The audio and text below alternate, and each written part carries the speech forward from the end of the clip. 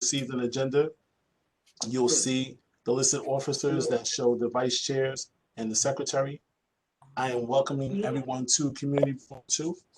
I will entertain a motion as is listed as item number 2 to approve tonight's agenda. So moved. Bill Floyd, second. Is there any discussion on that? I hope not. Are there any edits? Great. We'll take the exception of saying, Jessica, this is unanimous. All right, great. Item number 3 is everyone had a chance to review the minutes for our February meeting. Yeah. Hey, Mr. Jordan. Yeah, Mr. Singletary, I just had one correction. You should be, well, Mr. Singletary, Jessica should be put on the excused rather than absent. Okay, great. It's really just one thing, so maybe I'll just combine it anyway. But yeah, Okay. thank you. Okay. Thank you, Mr. Jordan. Are there any other edits, Barbara? I submitted some edits to the office. Thank you. Anyone else? Okay, great. So I'll entertain a motion to approve the minutes with noted corrections. Motion to accept, Bill Floyd. Can I get a second? So moved, Sid Meier. Thank you, Sid. Any discussion on the motion? All in favor? Anyone opposed? Any abstentions? Okay, great. Tell you what I would ask is, I maybe it's me, but I hear background noise. Yes. So what I ask you to do is, would you please put everyone on mute? At this time, everyone should be aware that the meeting is being recorded. And when it's time for you to have an opportunity to speak, just please look at your screen, and in the lower left-hand corner, just unmute yourself. Thank you. Fourth item on the agenda is the chairperson's report. I don't have much to report this evening. One of the things that I will report on is there's been a lot of communication to the board office about discussions pertaining to the activity, I'll say it that way, for the Gowanus Canal and for the work that's happening with Gowanus. As all of you may be aware, but I'll inform others, that portion of the activity for Gowanus does not maintain a significant impact on our district for Community Board 2. However, we are going to be able to be active on the portion that does sit within Community Board 2. The office and I are actively working to see if we can have a joint meeting with Community Board where the majority of that information does sit within that district. And to be able to have that joint meeting would be able to give the community that we respectively serve an opportunity to speak to the issues and have us hear those issues in return. And then once we complete that meeting, we would then ask the committee, appropriate committee or committees for that matter, that have an opportunity to speak and opine on that work to be able to participate there. So once again, if you don't hear anything today, it doesn't mean that we're not considering taking an action or that we're going to ignore whatever portion of the footprint that sits within CB2. We're just trying to do a joint communication so that as many people within the respective districts as possible who are affected have a chance to have a voice and we can hear that. The other thing I wanted to mention is, there's been continuous conversation about the vote that the Joint Committee of Parks and Recreation, Youth Education and Cultural Affairs took on the statue that represents Christopher Columbus and Christopher Columbus Park. Like many items that come before the community board, there's an opportunity to address an issue. And once a recommendation is made, the recommendation has been submitted to the appropriate agency. Let me remind everyone that it is just that, a recommendation. We do not make the final decision. It is just a recommendation to the agency, and the agencies either take our information to be material in their ultimate decision, or they take it and apply it where they feel it's applicable. The point I want to make there is that, like any other item that is voted on, And most commonly, let's take something that comes out of land use. Once we make a vote, we make a vote. If individuals hear about it, unfortunately, at a later date, that's not for the committee chairs to take the liberty to now say, oh, I'm going to revisit it again. We made a vote, and your committees respectfully made a recommendation. If we voted on a building and we decided we wanted to make it 10 stories tall, and someone came later and said, no, it should be 50, we don't come back and then make a recommendation to make it 50. So what I ask of each chair and vice chair is that, and really at this point, to all the board members who voted in support of the committee's recommendation, independent of what the recommendation was, understand that the analogy for why we at this time are not going to go back and revisit that is the same analogy as I used for a building. If we vote for a building to be a certain height, we don't go back and make it taller or shorter. Okay, so just want everybody to be on the same page about that.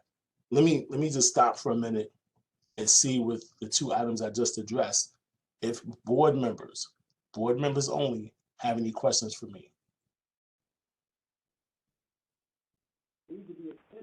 Yes, John Do. The executive committee made a decision on 130 St. Felix. I brought this up last month. And the community did not have a chance to weigh in on that decision. If you go back and you look at the YouTube video, you will see that there was only one person from the community that actually spoke about 130 St. Felix. As I indicated last month, the presentation that you got was a ULURP presentation, not a landmarks presentation. They are two totally different presentations, and with landmarks, you don't care what's inside of the building. It's only the visual impact on the community. A 23-story building has a large visual impact, not just on St. Felix Street, but on the entire community. The community was not heard from because that was the first Webex meeting we had post-pandemic in February.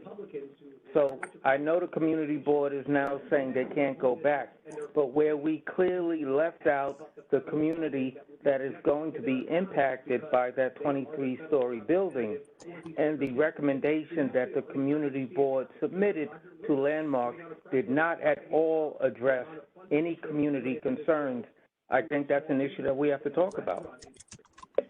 So, John, thank you for raising that. I appreciate you for doing that. Let me just set the record straight. Some of what Mr. Dew just stated is incorrect. The first meeting that took place well into, I believe it was June of 2019. That meeting was the first meeting we took and hosted on the Webex. It, in fact, was a public hearing, and it was not recorded. However, there were many people from the community who participated, who were savvy with Webex. In that meeting, I specifically held aside comments from organizations that wanted to speak in support of the project. I only wanted to hear from people who were opposed against the project, so that the community had a chance and a voice to hear from the other side of that conversation. I even received phone calls from Majority Leader Lori Cumbo about the approach, because so many people who wanted to speak in favor of it felt like they had an opportunity, didn't have an opportunity to speak. And so what I said to each of those individuals is that we're not denying you your chance to be heard and understand your position.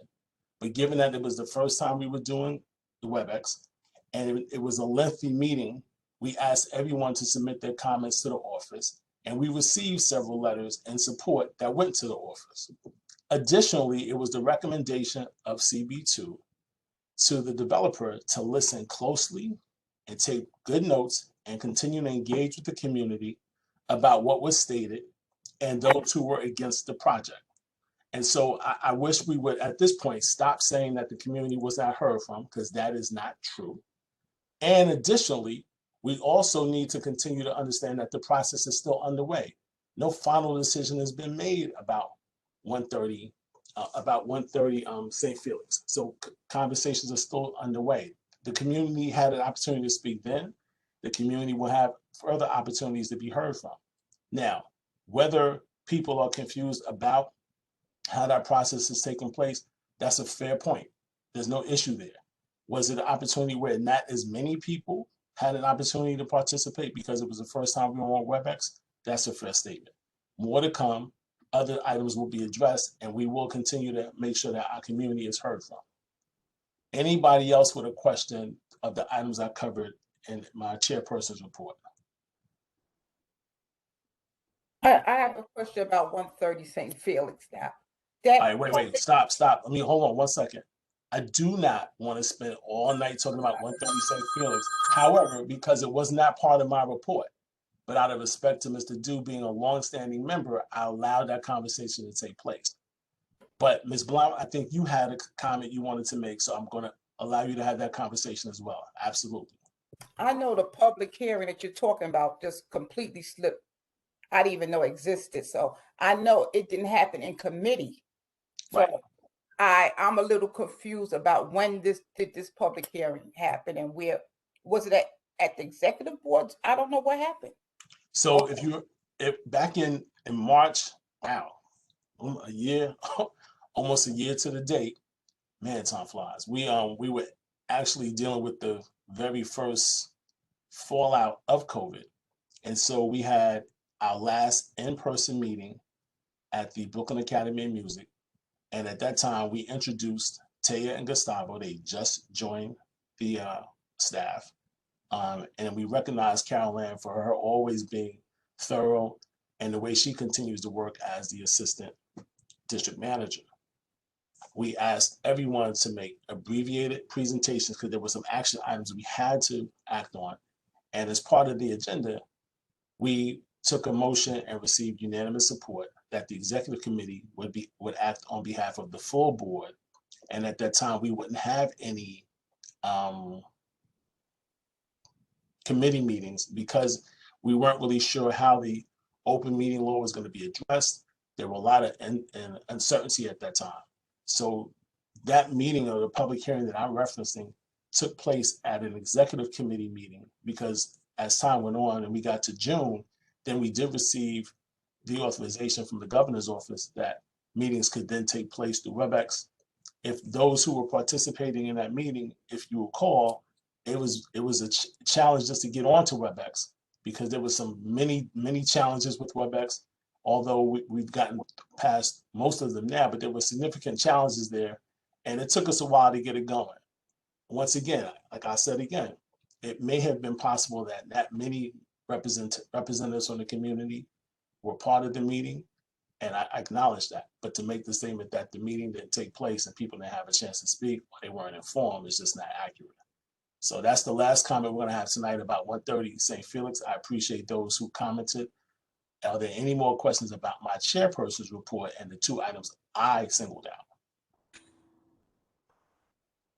Hearing none, thank you for the dialogue. Item number 5 is the district office report. Carol Ann.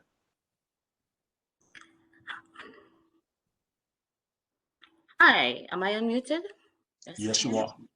Okay, good evening, everyone. Hope everyone's doing okay today. The office continues to trudge along.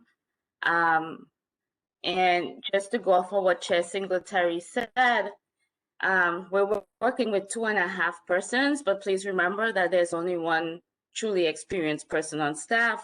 So please be patient if you're not getting your responses as readily as you've been accustomed to in the past.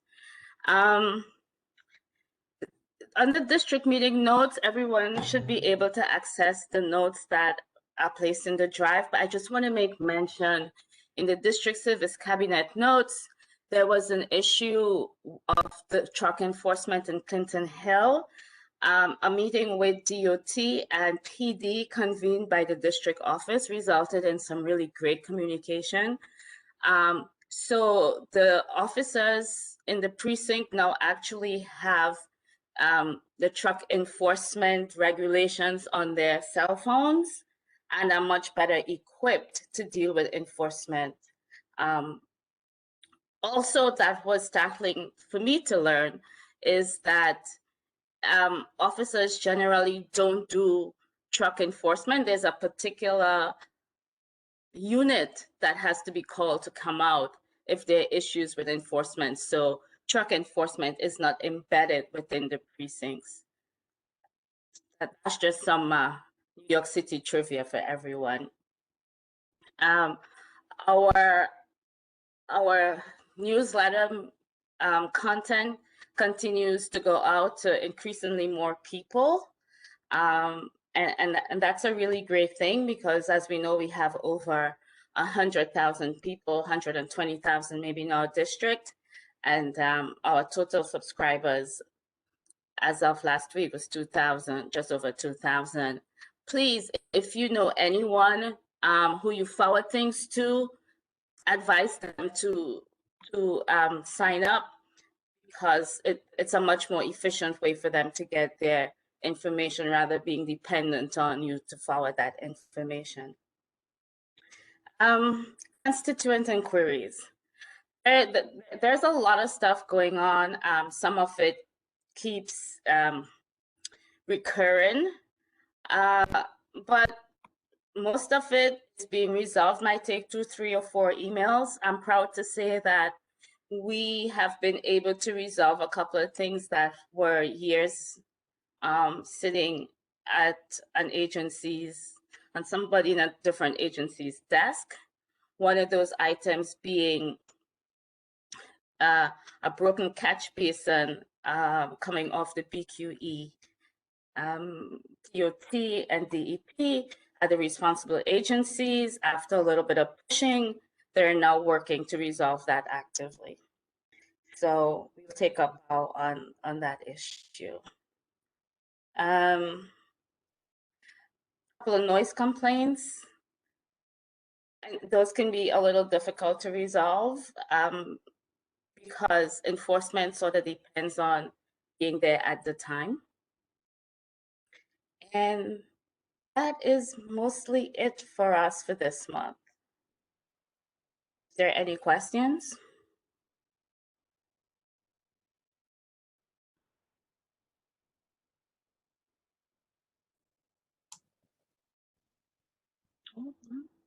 Okay, great. No questions for us. One question, Bill Flinoy. Sorry, you may not see my hand. Sure. Okay.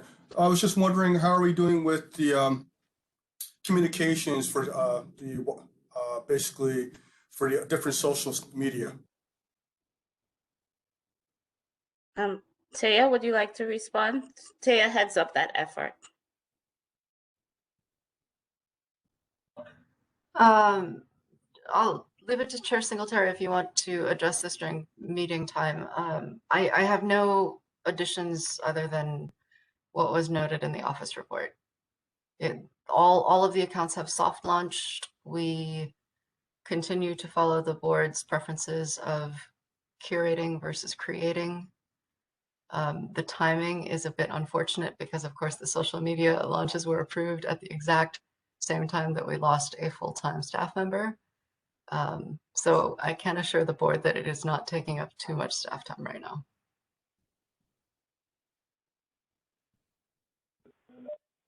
I'm sorry. Any other questions for the staff? I didn't quite understand that response. Social media is how we actually should be looking to communicate with the entire community. Instagram and some of those other social network vehicles and platforms are pretty common in a number of the other community boards as a way of communicating important messages. We are now in the age of a pandemic, and what's very important is that we have a way to communicate with all of the residents. And if I could use a quick example, everybody in the district is hopefully going to get an injection. We have to reach a herd kind of penetration with that injection. How do we communicate to the 120 some odd thousand folk how they can go about getting the injection? This has become a really critical issue for the entire country, frankly, for the entire world. And we have all these vehicles. how are we going to utilize them to help our community in this emergency condition? So let me just paraphrase a bit from what Taya mentioned when she answered Mr. Flanoy's question.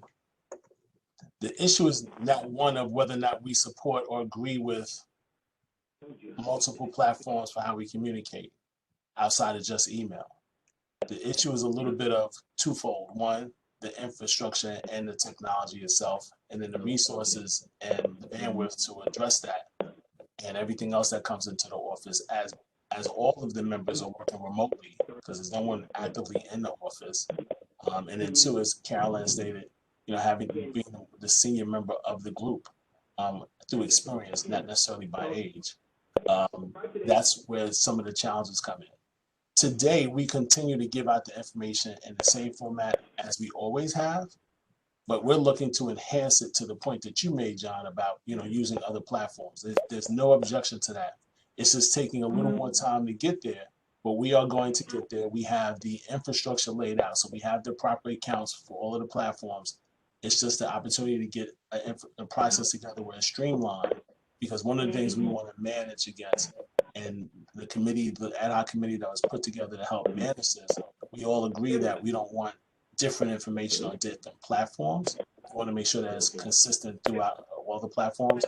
And so Taya has been leading that effort as Carolyn laid out.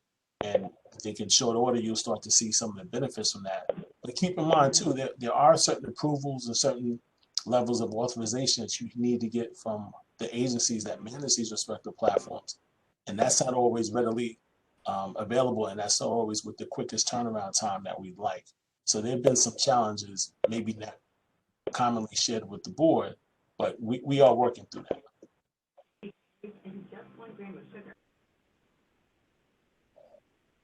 All right, seeing no more hands and not hearing any more questions, let's move on to item number 6. Taya or Carolyn, as I look in the chat, I don't see that we have any dignitaries. And let me just be clear when I say this. When I say dignitaries, and I don't want to offend anyone, I'm talking about elected officials or people who are representing elected officials at this time. So do we have anyone that maybe wasn't identified? If you are, would you please just announce yourself through the chat, and that way we can properly recognize who you are and what elected official you're representing.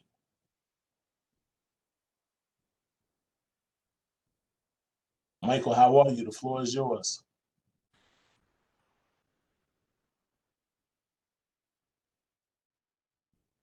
Michael, are you on mute?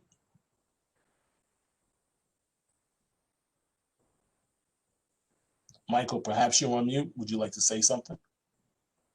Yes, this is working now. I'm sorry. Yes, we hear you now. Thank you, Chair. So Michael Stinson, I'm the Manhattan Borough Director for Comptroller Scott Stringer. You all know Taika Haraguchi from our office. She's on leave for the next couple of months, so I'm being asked to come back to CB2. Some of you I got to know a few years ago when I was Joanne Simon's Chief of Staff, so happy to be working with you again. And sorry for not unmuting myself. It's my first time on a Webex community board meeting. The ones in Manhattan do Zoom. So just 2 quick announcements from our office. We're having a Women's Heritage panel next week.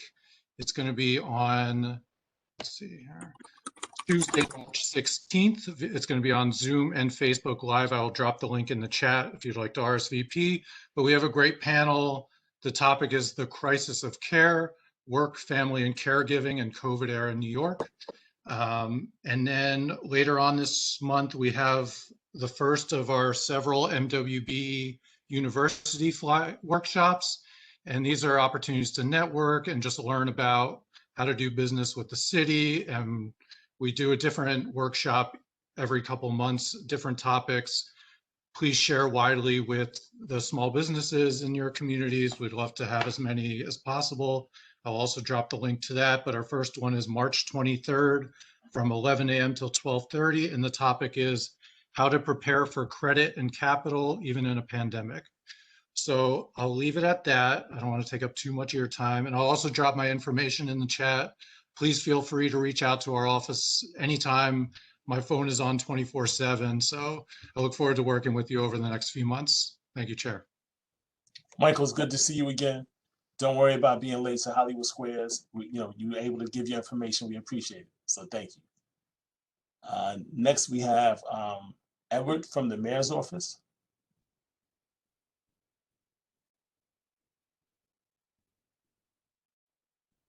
Good evening, everyone. Chair Singletary. Edward Cerna, Brooklyn Borough Director for the Mayor's Office. I want to talk about the vaccine. So last week we've administered 340,000 vaccines. That brings our total over 2,400,048 and some change. But we announced has been the vaccine for all core. The city will be hiring people to be involved in the vaccination effort. And this presents, an economic opportunity for folks that might be interested. We're going to be focused on hiring in 33 neighborhoods that are hardest hit. And so if folks are available for that, they can go to nyc.gov/vaccine jobs.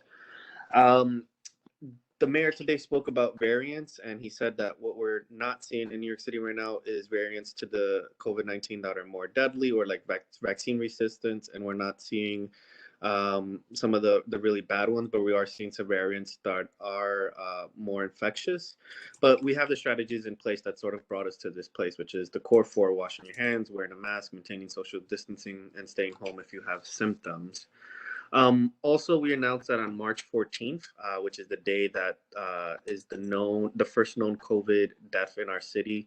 That day we're going to mark as COVID Memorial Day, and we're going to have a day of remembrance.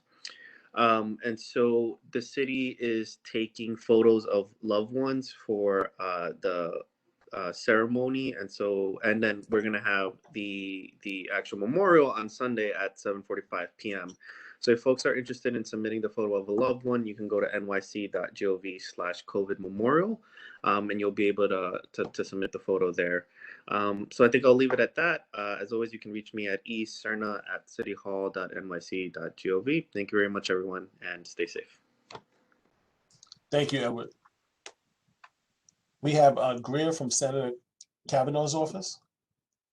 Hello, everyone. This is GMayhew from State Senator Brian Kavanaugh's office. We don't have any real updates for you, but we did want to mention that we are noticing an uptick in issues with unemployment, and people are reaching out to our office for assistance. And if any of you or any other people who are having issues with unemployment, please feel free to reach out. I'm going to put my contact information in the chat. Okay. Have a good day. Thank you, Greer. I see Judge Paul is representing New York courts. Judge Paul. Good evening, everyone. Good evening. I pray all is well. My name is Judge Dweynie Esther Paul. I'm giving you greetings from the Kings County courts.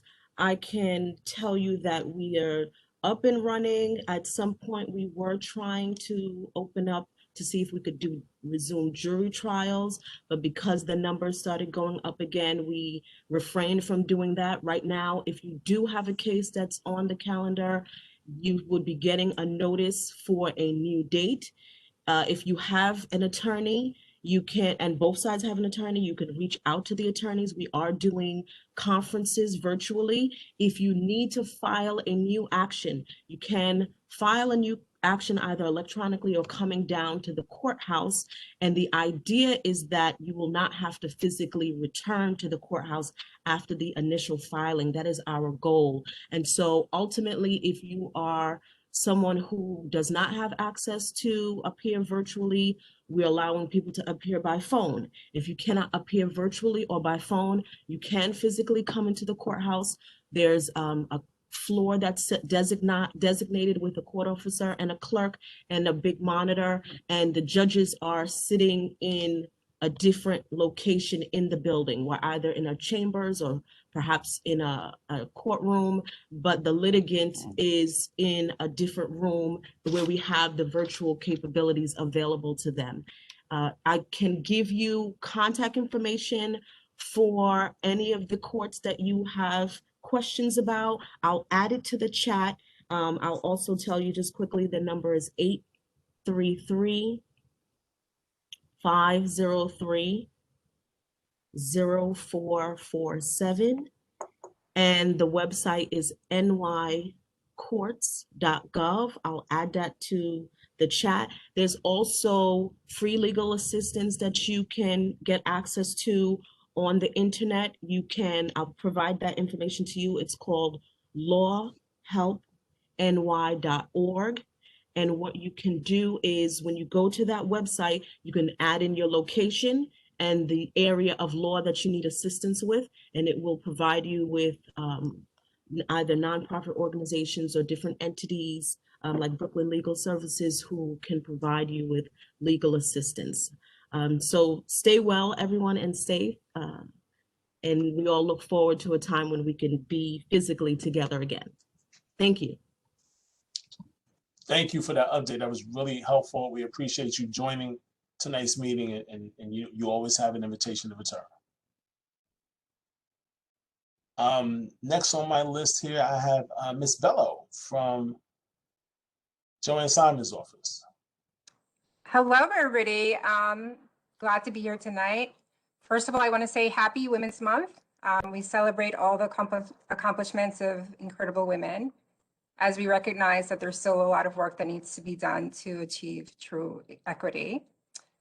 For our updates today, I'm happy to report the Assemblymember Simon's bill to ensure that people who are incarcerated are screened for dyslexia and reading disabilities has passed the Assembly. So people who are incarcerated have higher rates of dyslexia, and we must identify this issue so that they can get support and be more successful when they re-enter society.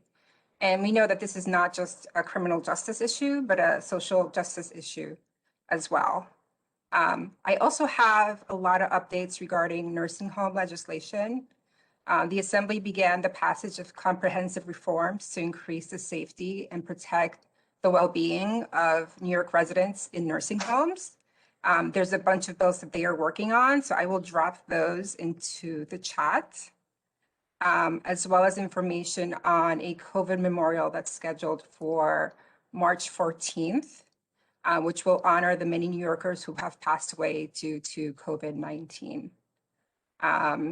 And then last but not least, there's an RBG statue that will be unveiled Friday, and it's going to be only the 7th statue depicting a real woman in New York City. By comparison, there are around 145 male historical statues in New York City. So the other 7 women, if you're curious, who have statues in New York City are Joan of Arc, Golda Meir, Gertrude Stein, Eleanor Roosevelt, Harriet Tubman, and now Ruth Bader Ginsburg. So I will drop the details on these updates in the chat. If anybody is interested, please reach out to our office and we can provide you with more information. Thank you for the update. Really appreciate it.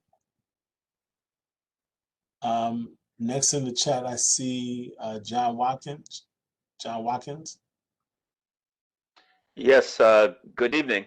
And well wishes from DA Gonzalez to everyone in the community. And as always, the DA is out actively in the community most days and evenings during the week, working along with his team of over 600 ADAs here in Brooklyn. Of foremost concern right now has been the uptick in hate crimes against persons in our Asian community. And the DA wants the community to know that along with our partners in the NYPD, he has tasked resources to address this issue and to prosecute persons who are found guilty of these attacks. Also, immigration matters and fraud are also high on the agenda as well. These are continuing issues, unfortunately, that really don't seem to be going away anytime soon. But the DA and his ADAs are on top of addressing these matters. A couple of other things. Last month, the DA had the Black History Zoom event that was very successful. There is a well-known group of panelists who were featured, and who gave a lot of very great information to the persons who were on that Zoom.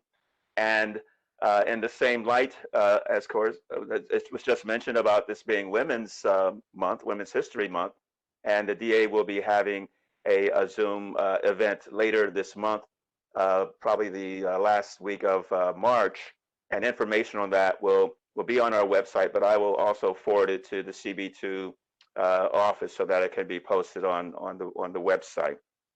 That's it for right now. Again, best wishes to everyone, and stay safe. Thank you. Thank you, John. I don't see in the chat, but I'm going to ask, is NBlackshear from Borough President Adams' office on the call? I am. Hello, everybody. Thank you, Mr. Chair, for recognizing me. I just wanted to actually do a report. I guess you could say it's on health and well-being. The Borough President and his office is working with FEMA in regards to getting the word out regarding the vaccination site over at Medgar Evers. As you know, the age group has been raised to 60, or I should say lowered to age 60, and some other categories, I believe, as of today.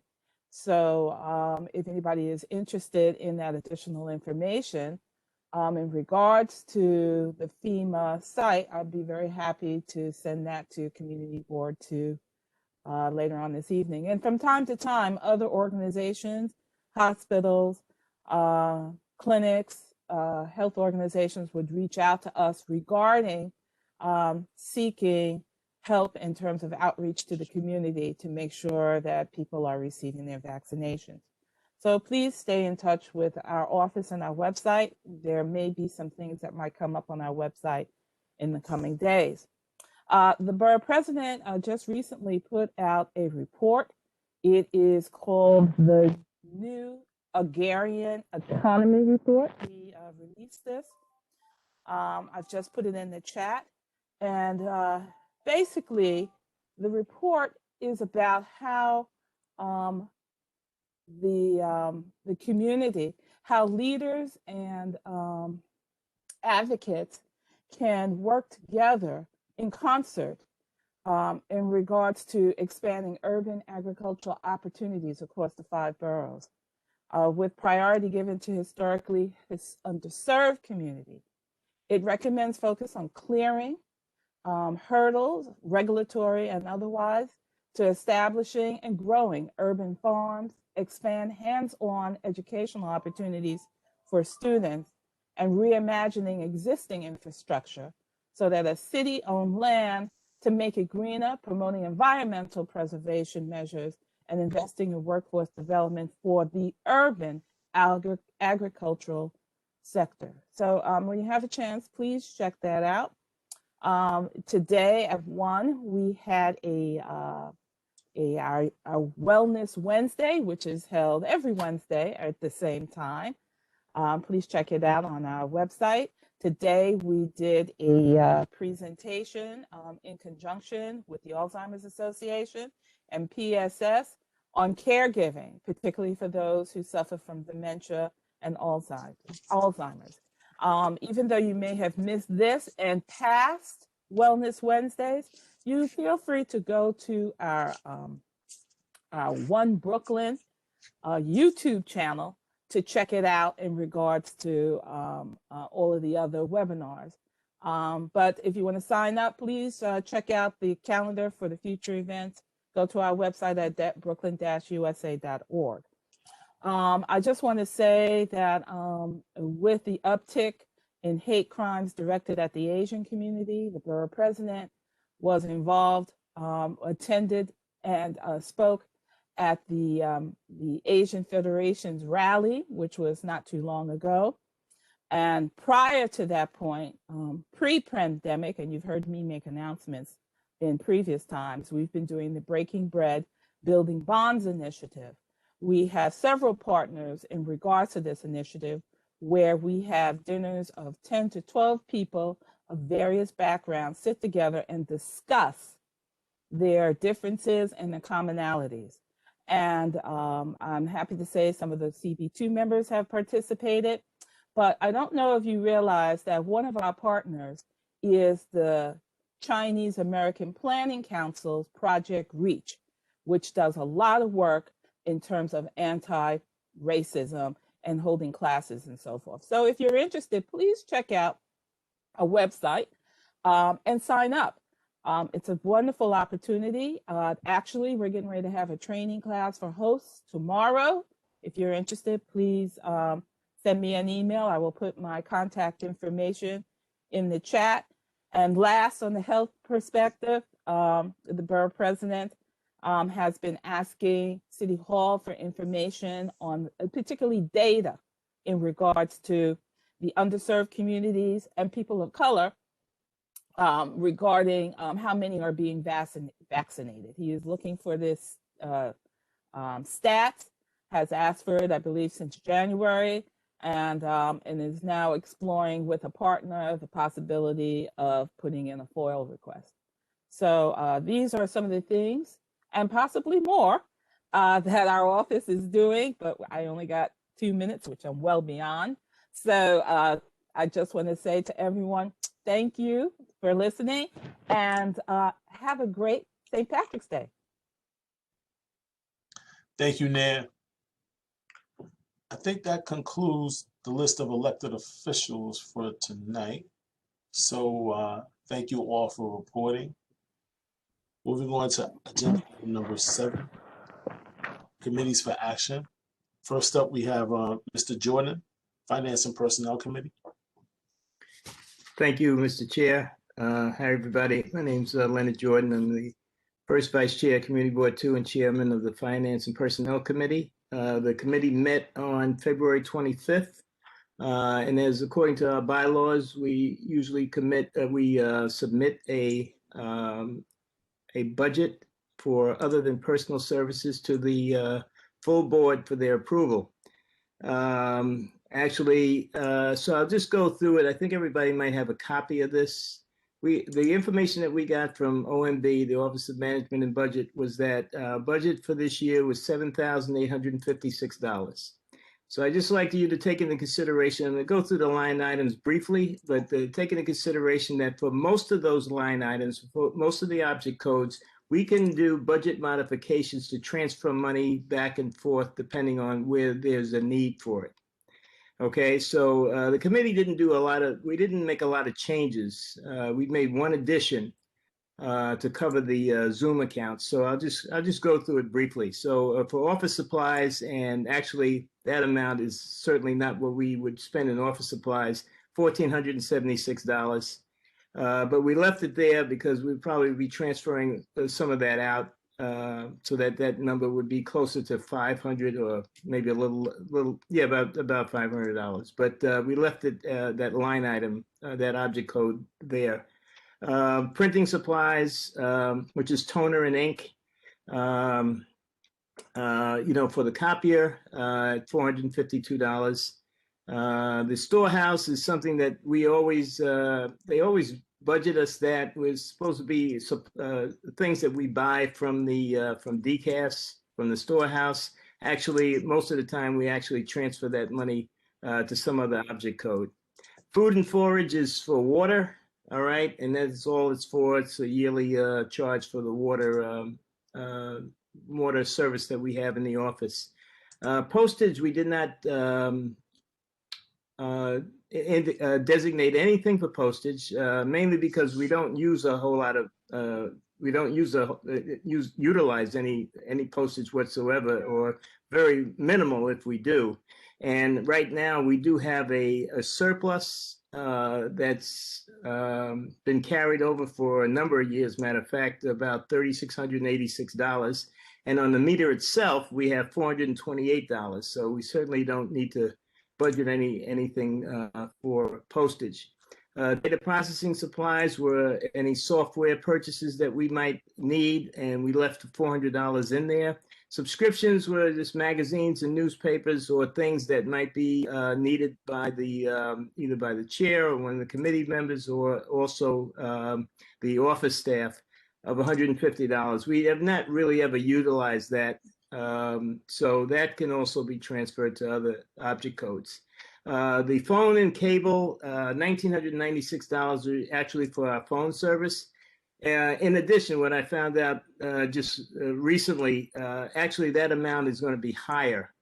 All right. Last year it was $2,960, and that's really the amount that we have to pay DCAS for our phone service. We do have that money in the office supplies area, so we will probably transfer it from there, about $964, in order to have that $2,960 that we need to that we're charged by the city. Communications. Now that was the other one. That's an object code we allocated money to. It was $402. So we actually took the money from postage and put it there. That is for the Zoom Enterprise accounts that we have and the licensing that we purchased. So that would cover that for the year. Rental office equipment, that is the amount that we have to pay for the postage meter. Now, some of you might say, well, if you don't use postage, why do you have to pay for the postage meter? Well, our assistant district manager, Ms. Church, had brought that same point up. We will probably be discussing it in our next meeting in May, so that we may just try to just eliminate the postage meter. I'd like to have a discussion with staff first, just to make sure that we don't have any need for it. And there's a possibility that we might be able to recover some of the money that was left in, that's been left over from the postage meter to add to our budget. But I'll report on that at a later date. Inner city travel and meals. Now, usually this line item was for the executive committee meals that we usually have, sandwiches actually, but we have not been meeting in person. So that certainly has been, that's been decreased considerably, and any staff travel or expenses. So we have $464 in that object code. And office equipment maintenance, $540 was for repair or maintenance of our copier. All right. And we kind of leave that in there just in case we do need maintenance or, or parts for the copier. It's fairly new, so I don't think we're going to use too much of that. And then training, we had $530 in there for staff training. That's another item that we could either increase if we have available funds. We certainly, the committee was very concerned about having training for the office staff, and the developmental training, professional development. So that's one thing that we're going to, see how we stand later on in the year. This is for fiscal year 2022. So this doesn't take effect. This budget wouldn't take effect until July 1st of 2021. All right. So we go from 2021 to 2022. The other thing is that we're aware, and I haven't been made aware of this yet, but we might have the city might be asking us to decrease our budgets due to the pandemic and a lot of other additional expenses that the city has, experienced. So we kept that in mind also, but we still think that we're in pretty good shape as far as the budget that we've laid out is concerned. The committee approved this 4-0-0, and I'm open for any questions. And Mr. Chair, I'm submitting that for approval for the budget, for approval by the board. Yeah, absolutely. So before we take any questions, let's go through our normal protocol. I'll entertain a motion to accept the committee's recommendation. Ms. Fibush, can I get a second? Second. Mr. Smith, is there any discussion on the motion? Yes, John Doe. Mr. Gordon. Jordan. Given our prior Mr. Jordan. Mr. Jordan, I'm sorry. Given our prior discussion about the other platforms, have you given any consideration to any costs associated with, for example, the implementation of Instagram? Well, we not specifically, but as I said before, We have money in some of these object codes that could be transferred over to another object code, as long as we stay within the amount that we were budgeted. In addition, as I said before, we're going to have a discussion about the postage meter, which might free up some additional money. We've been notified, in fact, Ms. Church was notified by OMB that the money that's been set aside, that we would probably be able to add that to our budget for that particular year. So I think, in that, considering those two things, that we will have, if that's one of the suggestions, and we price it out, that we will have funds to, take care of social media. And can we ask some of the other community boards that have it implemented how they did it and what their costs are? Because it should be a standard cost for any community board that chooses to implement this program. Sure. Thank you. Excuse me? I'm sorry, you have to give me your name. Oh, it's Carol Ann. Hey, Caroline. Hi, I just want to say that there is no cost to Instagram unless we're advertising commercially. See how efficient Caroline is? Very Saved good. us some money. Any other items for discussion? Hearing none, all in favor of the committee's recommendation, aye. Aye. Aye. Anyone opposed? Any abstentions? So moved. Thank you, Mr. Jordan. Thank you. Next committee to report is Health, Environment, and Social Services. The chair of that committee is Mr. Brendan Smith. Good evening, everybody. We had a pretty busy meeting last week, and there are a couple items to vote on from that meeting, completely separate from each other. Just before I do that, I want you to know that we had Carol Ann was able to get us a really fantastic presenter from the City Department of Health last week, and prep them for a very particularized discussion on exposure and vaccination rates in Fort Greene and throughout our community district. Our committee every month, first Wednesday of the month, is really the place where you can come to see updated statistics on vaccinations and infections and the COVID-19 pandemic. So I hope that folks will take advantage of that, and I want you to remember that when we have our meetings. So before I just want to mention that before I launched into my items for action, and hope that you'll take note of it. Moving on, we have two items. There was one liquor license we heard a presentation about at our meeting last week, and let me just go to that. This is the liquor license is for 66 Water Street, Seymour's. This is a seafood restaurant, and I'll just be clear, this is an alteration of an existing liquor license, and they want to do three things. They want to extend their hours from 9 p.m. to 11 p.m. They want to put in an additional bar, and they want to start using they want to have some additional seating in the downstairs area of their business. There was no community concerns expressed at the meeting. There was no community concerns expressed at the first meeting in 2018. Between the first meeting and this meeting, there's been no concerns expressed to the board office. There's no outdoor seating at this location. There is a large number of people are seated inside the location. It's upwards of 100 seats.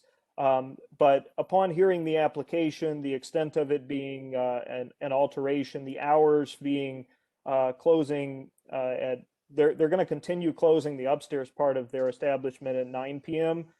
They just want to keep their basement open until 11 p.m. The committee voted in favor of this 6-0-0 unanimously.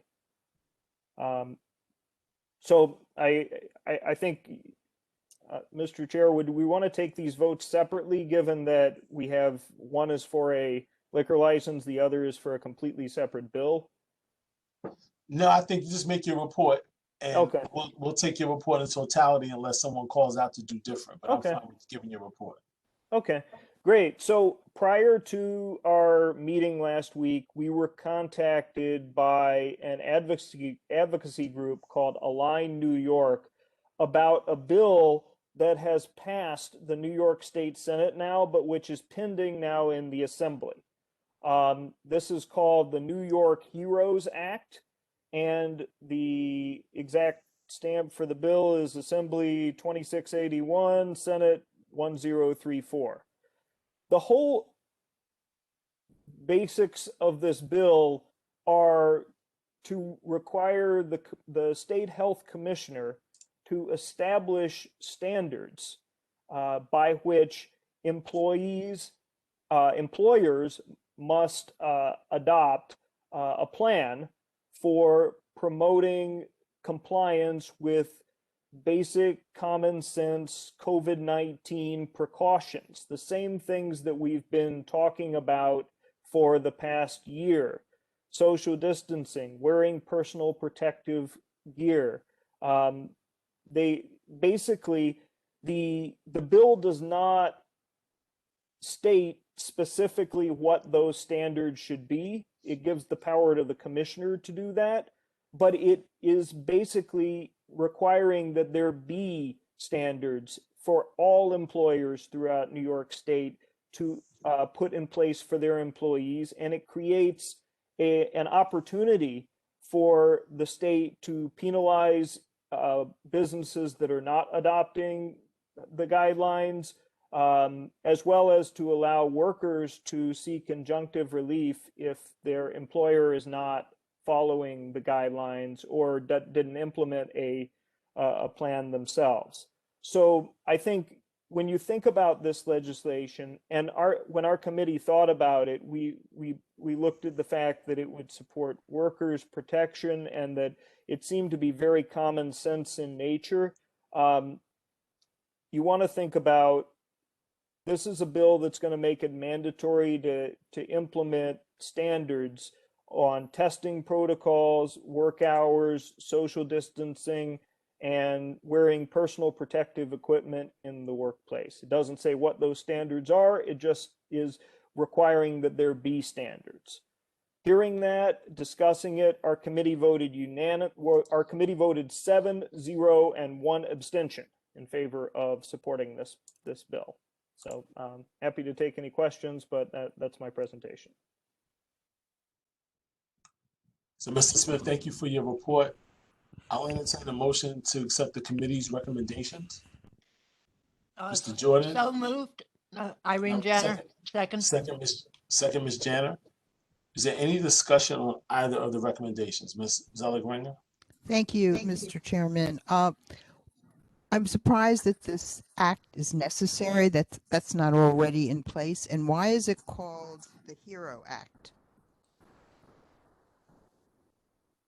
I don't think we discussed the nature of why it's specifically called the HERO Act. The meeting, our motion and support was really based on the substance of the bill, but I can try to look into that and see if I can get you the answer. That's okay. I'm just surprised we need a bill like this, a law like this, but it's not in place already. Yeah, Barbara, so I don't know that people disagree with the question. I'm just not sure, without being makers in the bill, that we're the appropriate committee of audience to answer that question. Okay. Mr. Flournoy? Yes, hi. I'm just kind of curious. I'm for this, but my biggest concern is this going to put undue stress financially on businesses that have been closed for over a year to now come up with funds to now upgrade to these standards? I think that's a question that is a very reasonable question. The thing that strikes me about this bill is that it's a bill that would require the commissioner to adopt some standards, and then employers would then get to create their own plan. And I think when you look at the language of the bill and what would specifically be penalized, what would be penalized is really specifically not having a plan, or in another sense, not abiding by your plan. So there does seem to be some flexibility that employers will have to make things work in their own way that is appropriate for their workplace. But at the same time, there is a lot that still hasn't been spelled out yet because the bill is at a very introductory stage, which is basically giving the commissioner power to create some standards. Okay, Brandon, my concern is, for instance, right now, there are some laws that are already in place that are hurting small businesses as far as for instance, if a store doesn't have 6-foot markers on the floor and they're inspected, they can be fined $1,000 for not having those markers to be, basically 6 feet apart. Okay, and that's hurting some stores who are open just to be open, and now they're being fined $1,000 for issues like that. Yeah, so let me just jump in for a second. Bill, you raised an excellent question. Maybe there's an opportunity for the office to do some follow-up on that specific question, but I just want to remind everyone the purview of this committee is Health, Environment, and Social Services. And so I just think to keep it in the context of the committee's purview, that might be a bit outside the scope. So maybe we can follow up in a different way, but I think that discussion and that point is helpful. Mr. Singletary, you're absolutely right. I'm sorry, I'm coming at it from my committee. Sorry. No, don't apologize, because you're probably gonna have it come back to your committee, but don't worry about it. The aspect of what we need is just within the context of this committee. That's all I remind everyone. Understood, sir. Thank you. Yeah, no need to apologize. That's a good question. It's a fair question. Any other discussion on the committee's recommendations? Sid?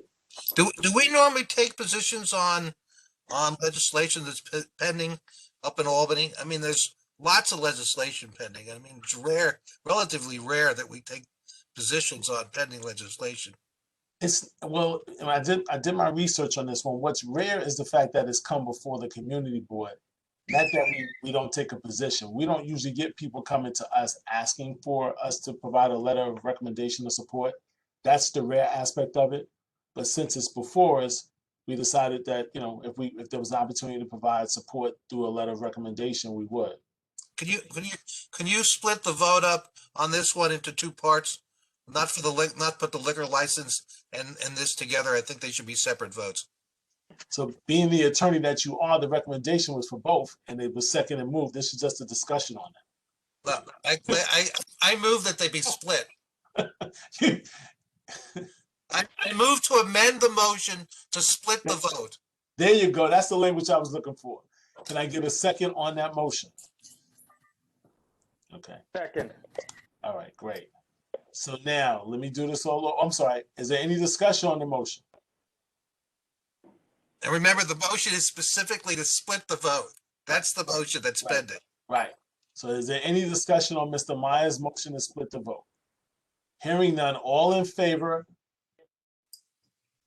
Aye. Aye. Aye. Aye. Anyone opposed? Any abstentions? All right, great. You know what I love about Sid? He always keeps me on my P's and Q's about the amendments and all that good stuff. I love that. So let's take this from the top. I'll entertain a motion to accept the committee's recommendation for 66 Water Street. Ms. Ella Gringer, second, Mr. Leszynski. Is there any discussion on this motion for 66 Water Street? I have a quick question. Hi, Daughtry. Hi, good evening. Thank you. For 66 Water Street, I just wanted to confirm that the committee heard no opposition from neighbors. Correct. Thank you. Any other discussion? Hearing none, all in favor? Aye. Aye. Aye. Anyone opposed? Any abstention? Okay, great. I'll entertain a motion to accept the committee's recommendation for the New York Hero Act. Mr. Harrison. So moved, Janner. Second, Ms. Janet. Any discussion on the motion?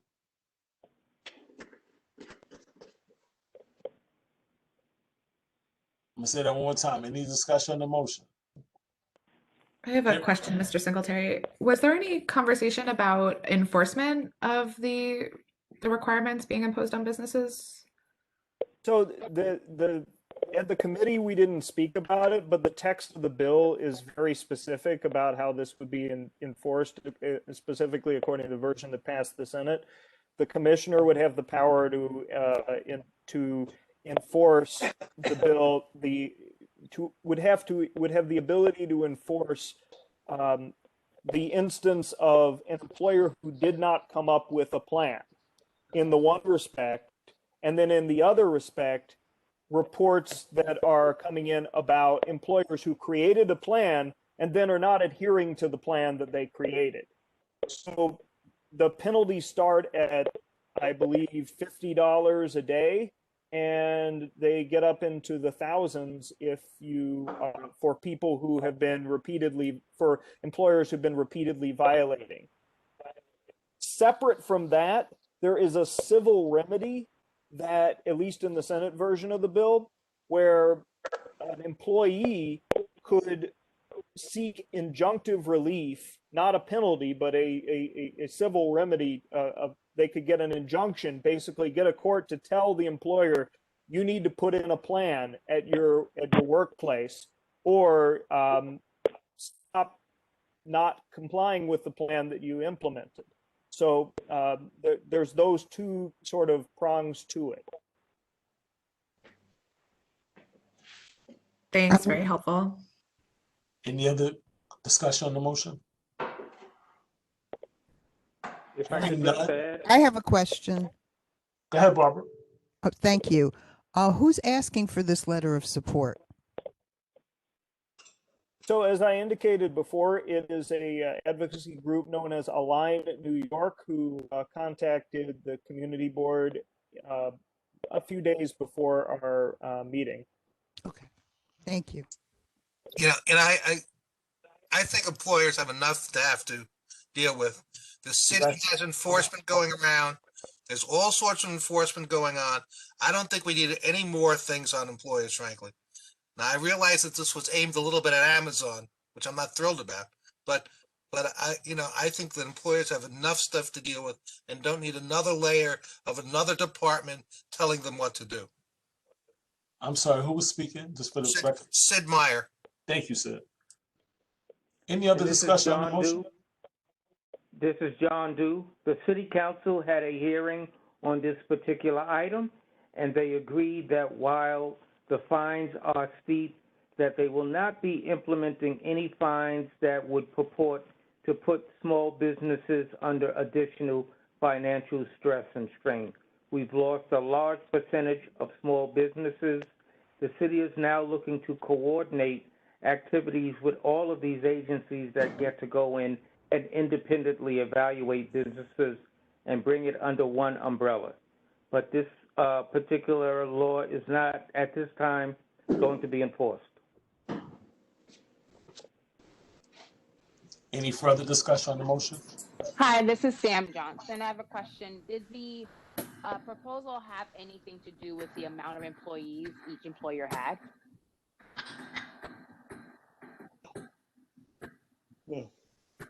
From looking at the bill, I don't see any indication of any distinction that's made. It appears to be universal in its applicability, regardless of whether you have a few employees or a ton of employees. But I'm going to say that with the credence that I haven't read every single word in the bill, and it's passed the Senate, and who knows what could happen in the Assembly. You know, maybe a different version is ultimately agreed on, but that's my general sense of it, that it's generally applicable regardless of your number of employees.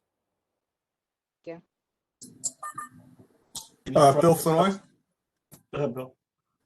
Okay, my opinion, I've already stated it, and since this is a bill and we don't know what the final law is going to be enacted, I am still hesitant about giving approval to this for the reasons I've already given. And I realize this has nothing to do with the HES committee as far as what their issues are, but my issues are overall for small businesses. So my feeling is, until I know exactly what the consequences are for a violation and it's in writing, I'm hesitant to say yes. Any further discussion? I just want to point out that while the standards are not haven't been fully determined by the Commissioner of Health, the penalties are actually all in writing, and you can go to the bill and find them. They start at $50 a day, and that would be the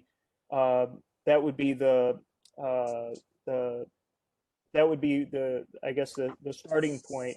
And again, I want to point out that this is a bill that requires employers to start to come up with a plan, and I think that's the main thing that we were going for here, is that there needs to be a plan at each employer, as opposed to, this is not a situation where it's explicitly delineating that every employer has to have 6 feet of distance or something like that necessarily. There will be guidelines that will be developed, but ultimately the employer will be developing their plan.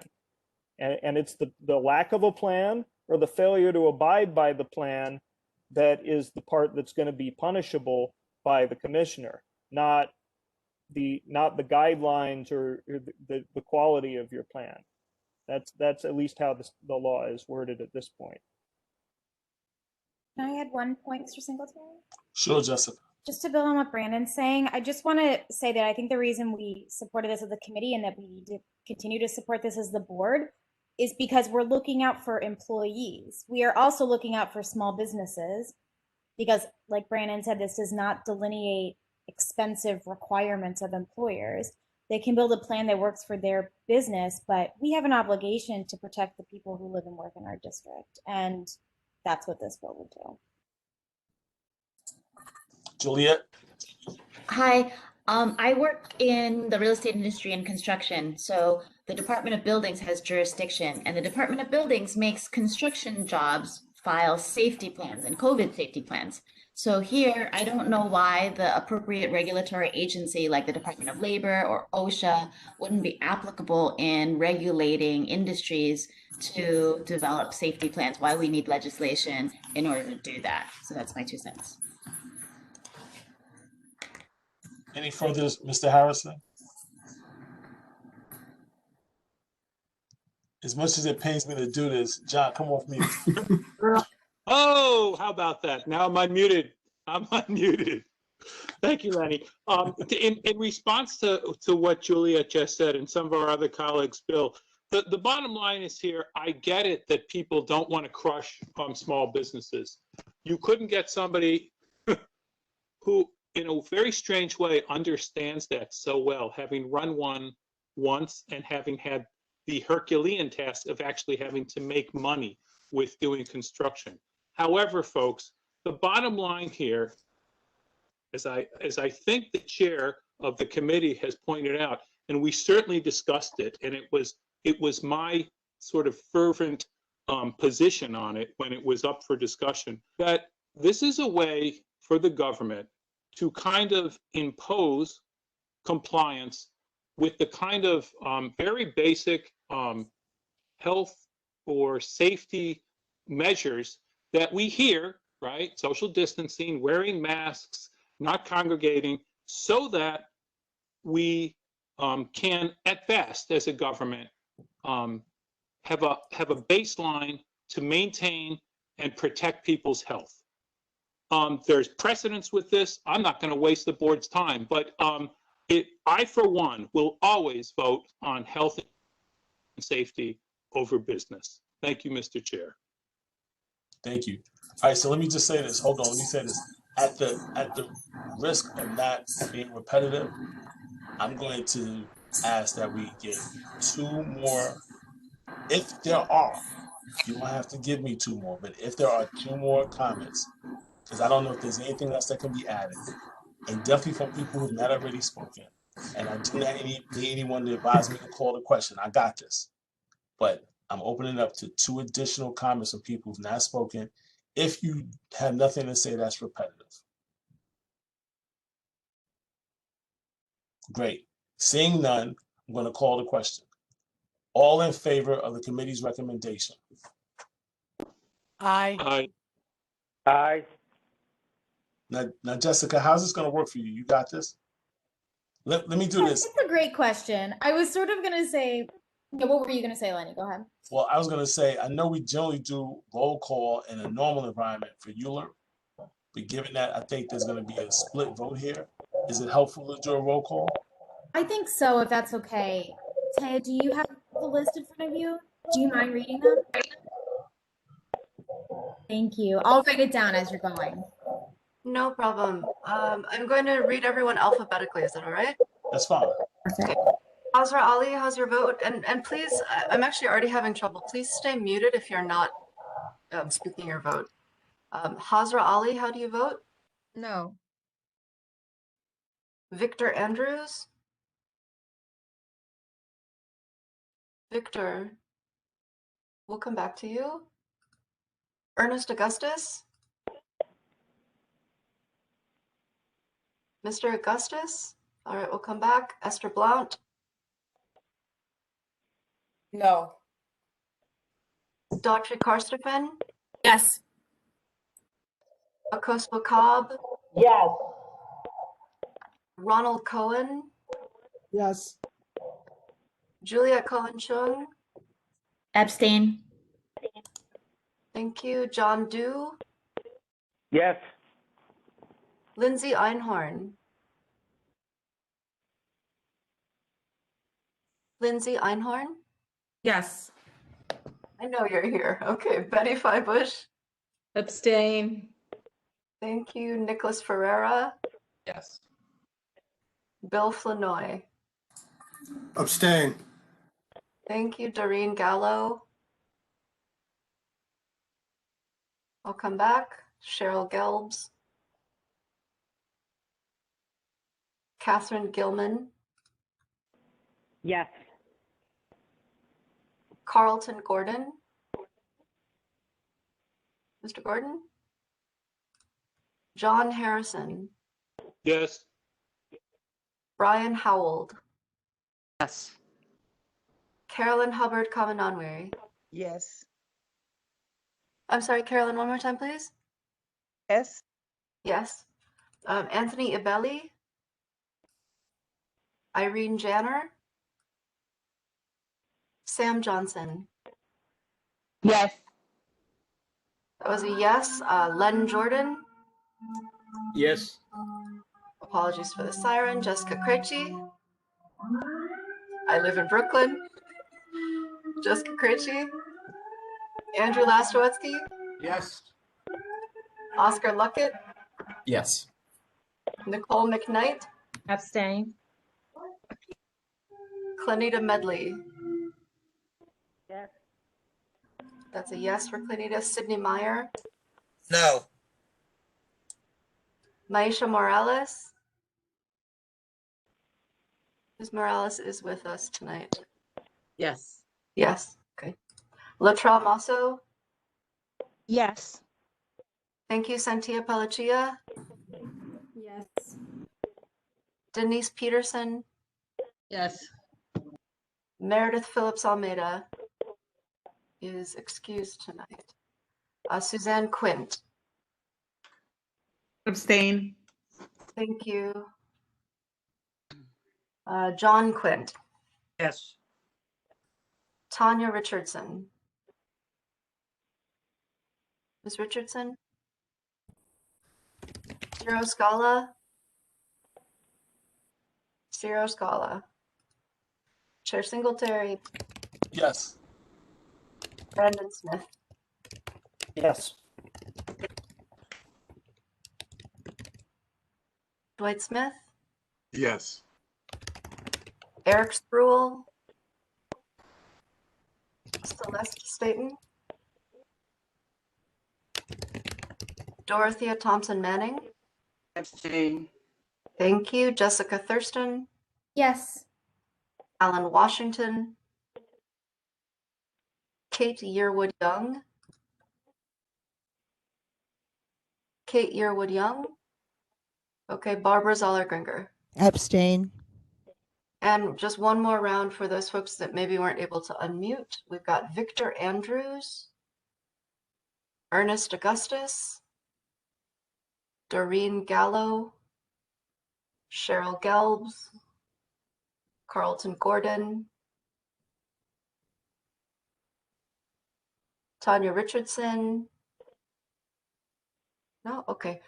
Ms. Thurston, I have 24 yes, 3 no, 7 abstain. That matches me. Okay. Thank you, everyone. I appreciate everybody's robust participation in the democratic process. Mr. Chair. Yeah, Bill. This is Bill Flournoy. Yep. I was hoping it would pass. May I make the suggestion that we include the discussion about fines in our letter? Because that is a concern of many people here.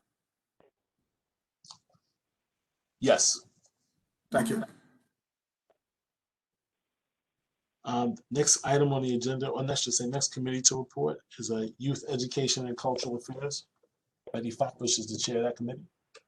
Good evening. Thank you. I have an action, not so much a report. Our committee was presented with a statement from the Citywide Council on High Schools, which is an elected and appointed parents and community members that serve the high school, similar to the EC.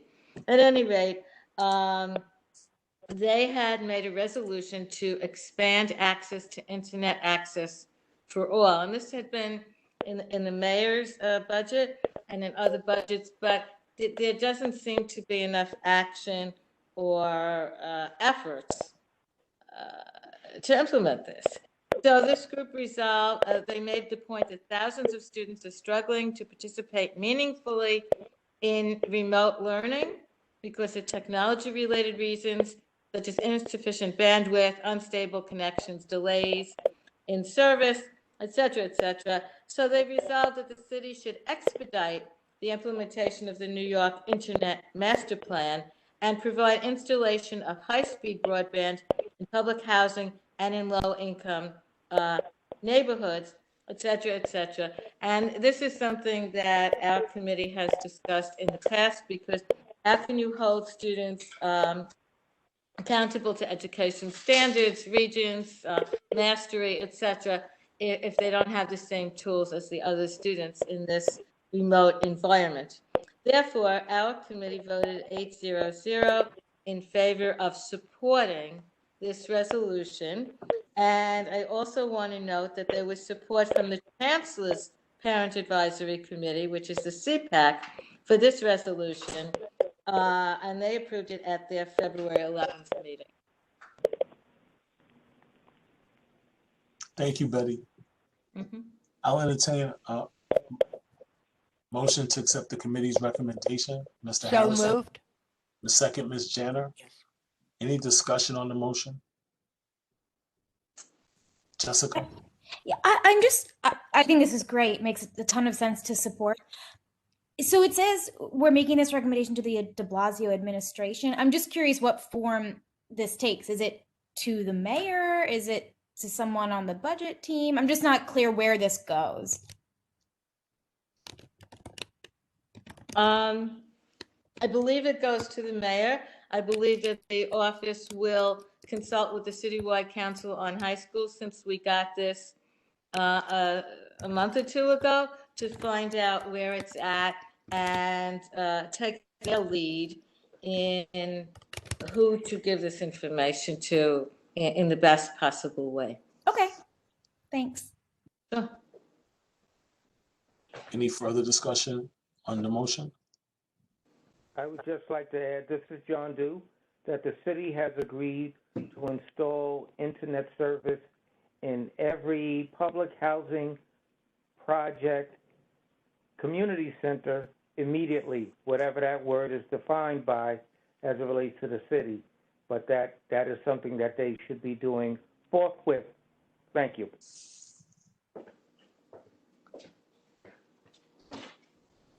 Any other discussion on that motion? Hearing none, all in favor? Aye. Aye. Aye. Aye. Anyone opposed? Any abstentions? So moved. Thank you. Good job. Chair next, Singletary, is this the time for me to summarize our committee meeting where we heard from one of the executive superintendents, or should I do that later in the program or next month? Next month.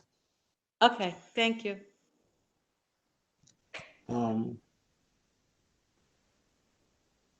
Committees to report. Item number 8. What I'm going to do is call the name of the committees and ask the chairs to introduce themselves. So the first committee to report is Economic Development and Employment. Okay. Thank you, Mr. Chairman. Hi, my name is Bill Flournoy. I'm the chair of the Economic Development and Employment Committee. My co-chair, Denise Pearson, is also present. We had a presentation from the New York Department of Small Business Services. Eric Parker, who's the outreach liaison, gave the report. He initially gave us a background of the business services, the neighborhood development, workforce development, and also the contact enterprises to resources to start and operate and grow small businesses in the area. The committee focused on COVID, okay? The COVID measures are currently going on. Currently right now, I'll give you some, you can actually look at the actual video on YouTube to actually get the full scope of what we discussed, but I'll just give you some quick details. We discussed the websites. There's websites to look into. That's forward.nyc.gov, nyc.gov/business. Also, you can text COVID to 692-692 for daily updates. If you need to, you can phone in at 888-SBS-4-NYC. We also discussed cluster action initiative sets, open restaurant programs, NYC open storefronts, the PPE programs, the loan programs, the commercial lease assistance programs, the virtual compliance consultations, and there's a contact number for that, which is 888-727-4692. Or you can go to the website, which is COVID-19biz at sbs.nyc.gov. The reason I'm giving this information is we went over a lot of detail, and I really don't want to go through too much depth. Go watch the video, you get the information. In addition to that, we discussed the FY22 response to the budget priorities. We went over what our committee, basically what we looked at. For the most part, we were happy with it. There was one item that had a problem because it was 2 separate items, and we need to take a look at that. The committee will give a written response to the board, okay, on the EDC priorities before the end of the month, so that the board can actually incorporate that in our response. And also, the committee reviewed the 10-year plan, the INT 2186-2020. Mr. Chairman, it would be nice if the board could have someone who is not unbiased, nonpartisan, actually give a report to the full board so we can understand this. This is quite extensive bill that they're looking at. And, you know, it took a lot for us to take a look at it. As a matter of fact, we couldn't come to any decision. Some of the committee members are going to review this on and then we'll come back to the committee again. Okay, but it's substantial bit of legislation. Okay. In addition to that, we also had an update on a resource job fair. We're moving forward with this with the Brooklyn Navy Yard, but it's dependent on COVID protocols. There was a suggestion that we try to do this online, but honestly, I don't think that's probably something we want to do. We want to do it in person. So that's where we are right now. Next month, April 6th, we're going to have the business improvement districts of the district come in and give us an update on their health since the COVID shutdown has occurred. So we want to get an update from all the bids to see where they stand. And that's my report. Bill, thank you for that report. To answer the question you presented to me, I would say you and Denise, as your co-chair, work with the board office. Let's see how we can pull out the material points of the legislation and the report and information that you have, and then figure out, you know, how we present to the general board or request for the right person to speak on the topic. Thank you. We'll take care of it this weekend, sir. Thank you. Sure. Next committee to report is land use. Hi, this is Irene Janner. Carlton is having technical problems. We had basically two LPC certificates of appropriateness. We ran into a problem with one of them and we voted against it because there had been no community outreach at all. And we're glad to say that that item is coming back to the Land Use Committee this month after hopefully having adequate community input so that we can make a recommendation reasonably. We are looking, going in the future this year, a whole lot of ULERPs and some of them very controversial as the city agencies are getting back in gear for ULERP and we're going to be hit with them pretty heavily. So watch for our agendas. Thank you. Thank you, Irene. Next committee to report is Parks and Recreation. Good evening, Mr. Chair. This is Barbara Zoller-Gringer, the chair of the Parks and Recreation Committee. We met on February 8th, and we're continuing with a very busy agenda for our meetings, very enlightening. We had a brief presentation from Playground NYC, which is doing 2 pop-up events at Commodore Barry Park on April 10th and April 17th.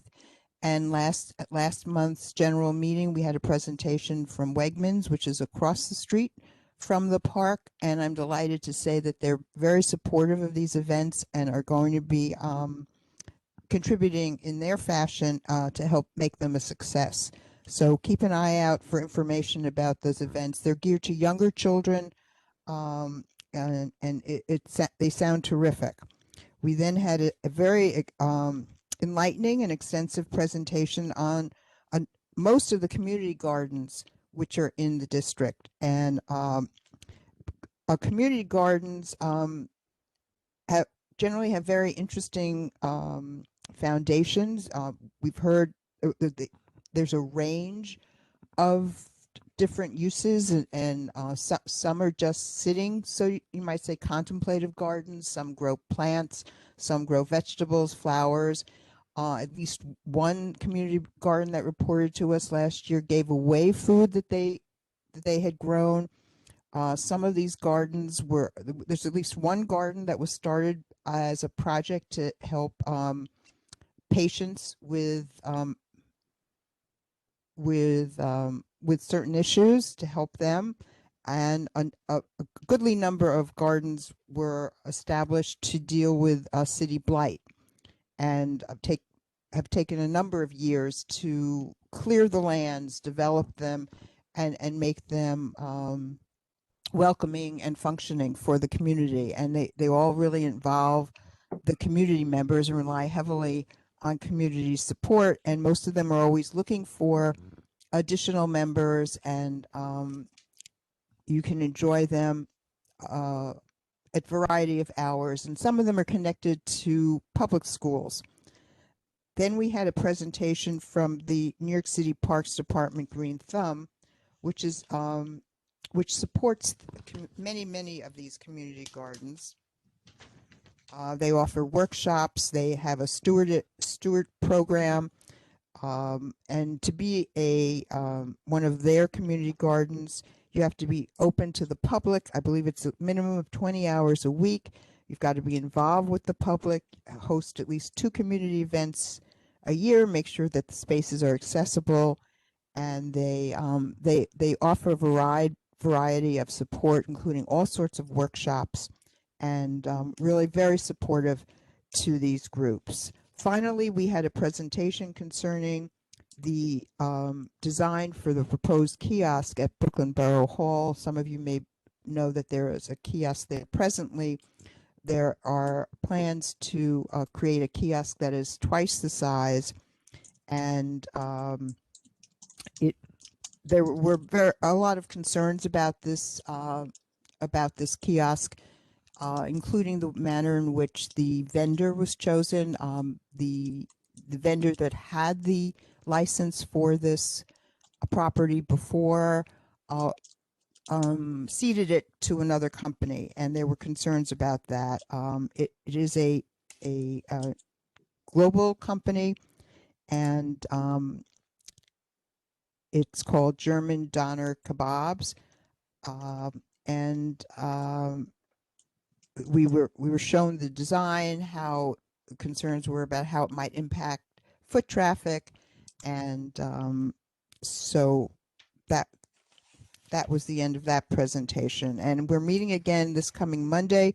Again, we have a well-packed agenda, and we've been getting a great attendance for these meetings, so we hope to see you on Monday. Thank you. Thank you, Barbara. Next committee to report is Transportation and Public Safety. Good evening. I'm Juliette Cullen-Chung, Chair of the Transportation and Public Safety Committee. We had 3 presentations in our committee in February. The first was from the Kings County District Attorney's Street Safety Bureau. So this is a bureau that was established in 2020 as part of Mayor de Blasio's Vision Zero project. The assistant district attorneys work in conjunction with the NYPD collision unit anytime there is a critical injury or fatality with a pedestrian or a bicyclist in Brooklyn. So they call it traffic violence against these 2 groups, vulnerable groups. Anytime there is a collision, a crash, they go out to the scene, and 24 hours a day, any time of day and night. And they investigate separately from the NYPD. They also offer resources for the people that may have been affected by the crash, or their family members who may be at the scene. We were also able to get a presentation from Kyle Gorman from DOT, who's the director of the Public Spaces Unit at the Department of Transportation. And he talked to us about the city's open spaces, open streets program. Bill Flanoy had mentioned, I think, the retail portion of the Open Streets program. We were specifically interested in the recreational part of the Open Streets program, where certain streets are closed off in New York City, and they become available to pedestrians and bicyclists during certain hours of the day, in partnership with oftentimes community partners. Sometimes it is the local precincts that help out and open and close the barricades. But this program rolled out very quickly during COVID, while the community board was on hiatus. So you may have recalled that we expressed a little bit of dissatisfaction in prior meetings about not really being part of the communication process as part of the rollout. So it was actually responsive on DOT's part to come and present to us at this meeting and hear all of our questions and tell us all about the program. So this is also separate from the Open Streets restaurants, open restaurants program, where you've seen everywhere all of the restaurants have taken parking spaces throughout the city to be able to operate outside while there are the restrictions in place. So several community partners were present, and they gave insight into how they operate the open streets. And it was recently announced that the Open Streets program would be made permanent, but the DOT rep did not have information on how that was going to happen, and would come back and talk to us about that. And then lastly, we had a conversation with our DOT liaison, Miss Emily Riquelme, and we had provided her in advance a list of questions to which at the last meeting she didn't have answers. So this meeting she did bring answers to those questions, some of which were somewhat cursory. So I would say that I would note that after the meeting, Chair Singletary and Assistant District Manager Carol Ann did arrange a meeting with Commissioner Bray from DOT, as well as Ms. Raquel, and I would characterize that as a respectful meeting, and I am hopeful that it will result in improved coordination between the district office, the committee leadership, and the Department of Transportation moving forward. I think it's a working relationship, it's a work in progress, and we're going to keep working at it. So there was progress made. We also will be having MTA come to our next committee meeting. We did submit questions in advance, but anybody interested in MTA questions, feel free to attend that meeting. Thanks. Thank you, Juliet. I would just echo Juliet's comments about our meeting with the Brooklyn Commissioner for DOT and the representatives. I do think the best way to say that is a work in progress. Clearly, there are some recognized challenges that our committee is facing, and all parties understood that. We're just going to see what we can do to try to make the process better each time. We had some preliminary conversations about what a starting point would look like. We'll test that, see how it works, and then hopefully we'll be able to get improvements as we go through the journey. But Julia, thank you for that characterization. I appreciate it. That concludes our committees for action. I'm sorry, committees to report. Item number 9 are city agencies and community partners. So this is where we have the earlier portion of the meeting was to have representatives for elected officials. Here's where we have the agencies and community partners. And so what I'd like to do, and I'd ask all the committee agencies and community partners that would like to speak, regardless of whether you did this earlier, I need you to do it again now so we can call the respective areas. But I'd like to start with Ken Lazar from the Department of Buildings.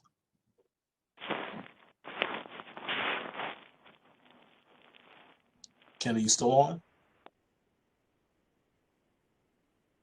All right, great. If it doesn't appear that he's still on, but if you read in the chat, it's a reminder that this weekend the clocks changed, and in line with that, we encourage everyone to check your smoke detectors, make sure all of your devices are working and testing anything that is battery operated and provides any type of life-saving or potential life-saving service. Please check the batteries on any of those devices as we move forward. So at this point, this is where I kind of stop talking a bit and I turn it over to Taya or Carol Ann to manage whoever signed up in the chat. What I remind everyone is that you have 2 minutes. And so we ask that you respectfully adhere to the 2-minute section for all the city agencies and community partners. Anyone who is not a city agency or community partner, you will have an opportunity to speak in the next item on the agenda, which is other board business. I'm sorry, community forum. That should really be changed. It should be community forum and then other board business. So we're going to make that change. It's going to be city agencies and community partners are speaking now. Anyone who doesn't fit into that category will have the opportunity to speak next on the community forum, and then we'll do other board business and adjournment in that order. So Carol Ann and Taya, I'll turn it over to you. Okay, I have Raul Rothblatt.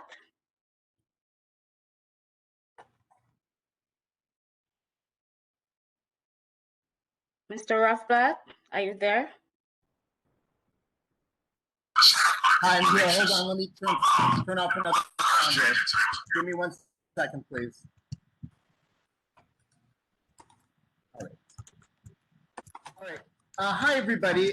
Thank you so much for listening to me. I really actually want to let a bunch of the Girl Scouts speak tonight. We have a Girl Scout Troop 2663 that is here to testify about Sisters in Freedom. Which was our I'm sorry to interrupt you. This is your time, so you get to speak. And you would help us if you tell us who you're representing. With all due respect, we're not looking to hear from the troop through your time. We're looking for you to speak during this time. So I'm here to represent the amazing history of Brooklyn. I think that the women of downtown Brooklyn are really equivalent to the history of the Harlem Renaissance. I think without the Singletary, if I could, I believe Mr. Rothblatt is actually scheduled to speak during public forum. Oh, okay. So Mr. Rothblatt, hold that wonderful start because I know it sounded great. You have my attention. We'll just hold you for a minute. We'll come back to you. So let me repeat this section is for our community partners, such as the Brooklyn Public Library, the Brooklyn Navy Yard. I know we know who our partners are. Who's speaking now? Okay, KSavage.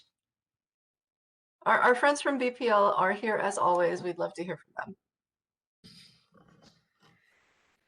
Hi, thank you, Chair. Thank you, Committee Board, too. Good evening. Yeah, my name is KSavage. I'm here from the Brooklyn Public Library with my colleagues from the Brooklyn Heights branch and the Clinton Hill branches. I represent the new Adams Street Library as well as the Annex Pop-Up Library. We all have a little piece to share with you, and I'm going to go very quickly. I wanted to share that print-on-demand services have just started at select Brooklyn Public Library locations. This is a service where people with an active Brooklyn Public Library card or e-card or guest pass can send documents to a printer remotely from your own device. You can upload from your device to a web portal and then release it from a printer that is offering that service. So I'll pop a link in about that. Also, I wanted to share a couple events that the Adams Street Library is putting on this month. And I was so grateful for the reference earlier by the mayor's office about COVID Remembrance Day. The library has some events marking this day coming up. Tomorrow there will be a long distance story time where we invite folks from who may be apart to participate in story time over Zoom. I'll put the link into that. That's tomorrow morning. Towards the end of the month, we're also offering a meditation program for our BIPOC community. That'll be March 30th in the evening. It's presented by a great Brooklyn-based organization known as MetaDen, and it's a healing incubator curated by and for BIPOC, Black, Indigenous, and people of color, particularly centering the queer and trans community as well. So I'm going to pop the link in now, and I'm going to turn it over to one of my colleagues, and thank you for your kind attention and time. Hello, my name is RTeimann, representing Brooklyn Public Library, the Brooklyn Heights community, and which we are serving through the Center for Brooklyn History currently with lobby service from 10 to 4, Monday through Friday. We are also offering remembrances for COVID Remembrance Day and the form of poems of loss and hope that we have for patrons to take with them when they come to get a book if they'd like, as a poem to keep in their pocket. I wanted to talk a little bit about College Connect, which is a program that Brooklyn Public Library is doing right now. We all know how hard it is to navigate the college admissions process, and now we are offering free online one-on-one college guidance for anyone looking to explore post-secondary education. Online on our website, you can book an appointment with staff who will help you with some key admissions processes, including finding the right college program, exploring possibly non-college options such as a technical certificate, completing a CUNY, SUNY, or private school application, and applying for financial aid, the trickiest one of all. So you can visit our website and find out more about how we can share this opportunity with all of those in Brooklyn who are looking for that help, and I'm going to drop that link into the chat. Thank you. And finally, I'm TMantrone from the Clinton Hill Library. Clinton Hill is having a COVID memory fence between the 15th and the 31st. You can drop by the branch during lobby hours and fill out ribbons in memory of a person or a place or an event from the past year, as well as your wishes for the future year, and add it to our COVID fence. And on behalf of the Business and Career Library, they are offering virtual one-on-one meetings that you can book to go through resume help, cover letter assistance, and they're also now doing virtual financial counseling as well. And I've dropped those links into the chat. And thank you all for listening to us tonight. Thank you to our friends from the library. Those updates were very helpful, and thank you for popping them into the chat. Teo, who's next? Allison, Mayle.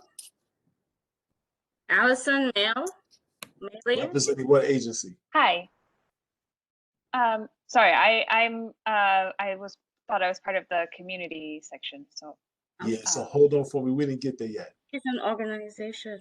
Yeah, but this is where if we remember, this is where we do the library, the Navy Yard. We're coming to the organizations, the community organizations in a moment. So I think we have Ed on from the Brooklyn Navy Yard. Ed, are you still on? Ethan here, Chair Singletary. I'm sorry, Ethan. My apologies, Ethan. I apologize. That's okay. I've gotten worse. I have a very short report today. I'm mostly here to listen. I did just want to mention that now that we're all getting out a little bit more and spending a little bit more time outside, safely, of course, at the Navy Yard, if you come to building 77, that's at 141 Flushing Avenue at the corner of Flushing and Vanderbilt, you will find our public art program on display. There are several yard artists featured. They're beautiful works, and it's really a great way to, as you start getting yourself more comfortable with heading out into the world, it's a great way to stay distanced, stay masked, but get some culture in your life.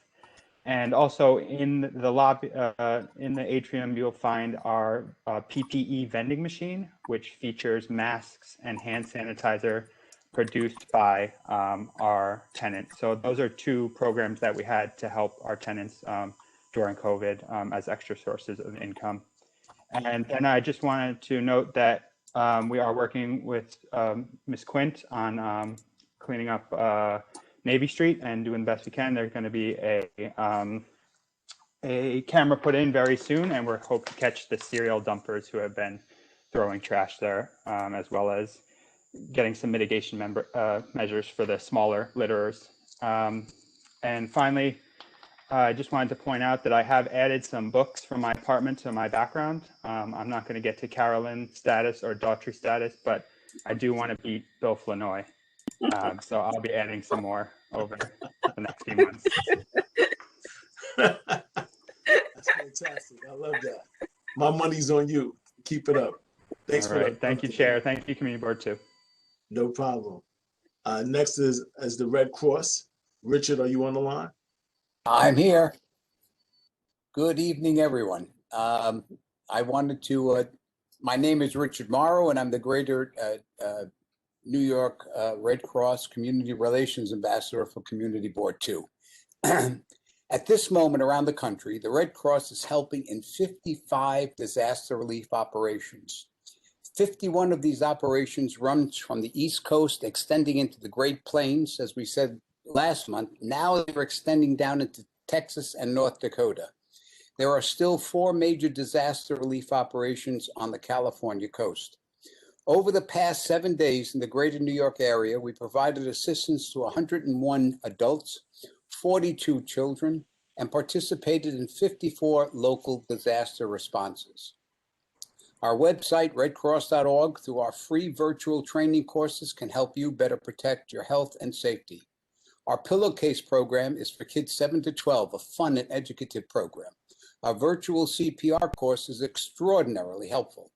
KSavage, who spoke earlier, our Adams Street librarian, is conducting both these virtual courses in the future. I think she's making plans, Kate, with the organization. Oh, it's going to be wonderful. I want to let you know that if you know a librarian, tell them to call Kate. If you have a school or a religious organization, tell them to call me.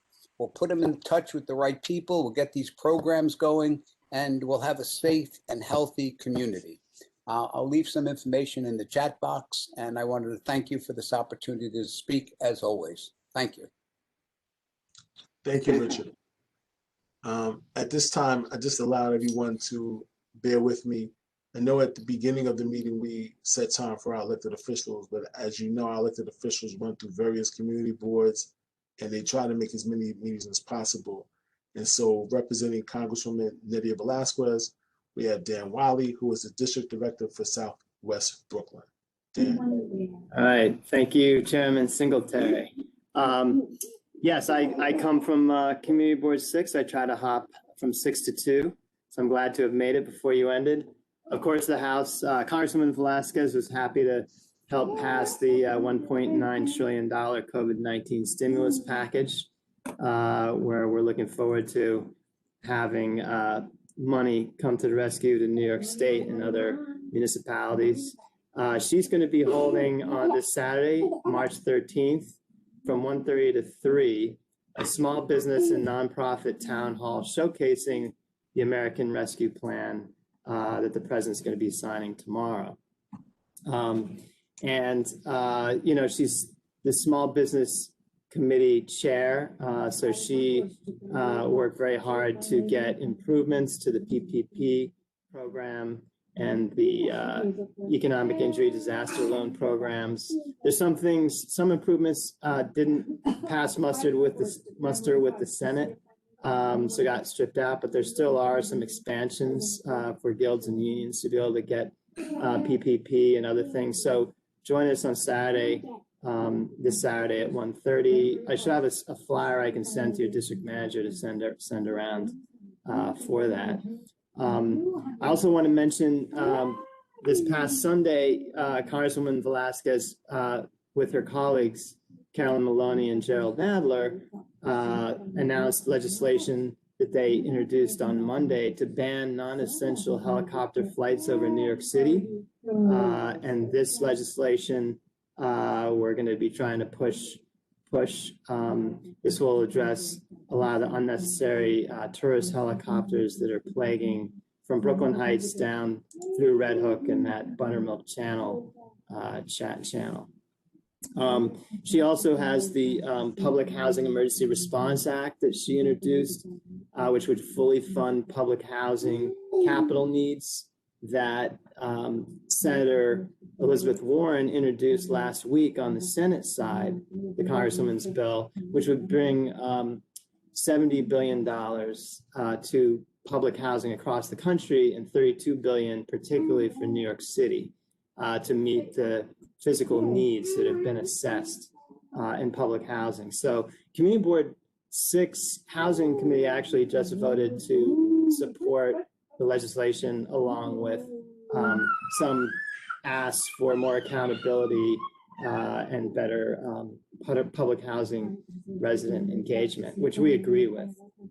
Anyway, if you guys want to join and support, we welcome that. And then lastly, we have a town hall, which I have a flyer behind me, which is focused.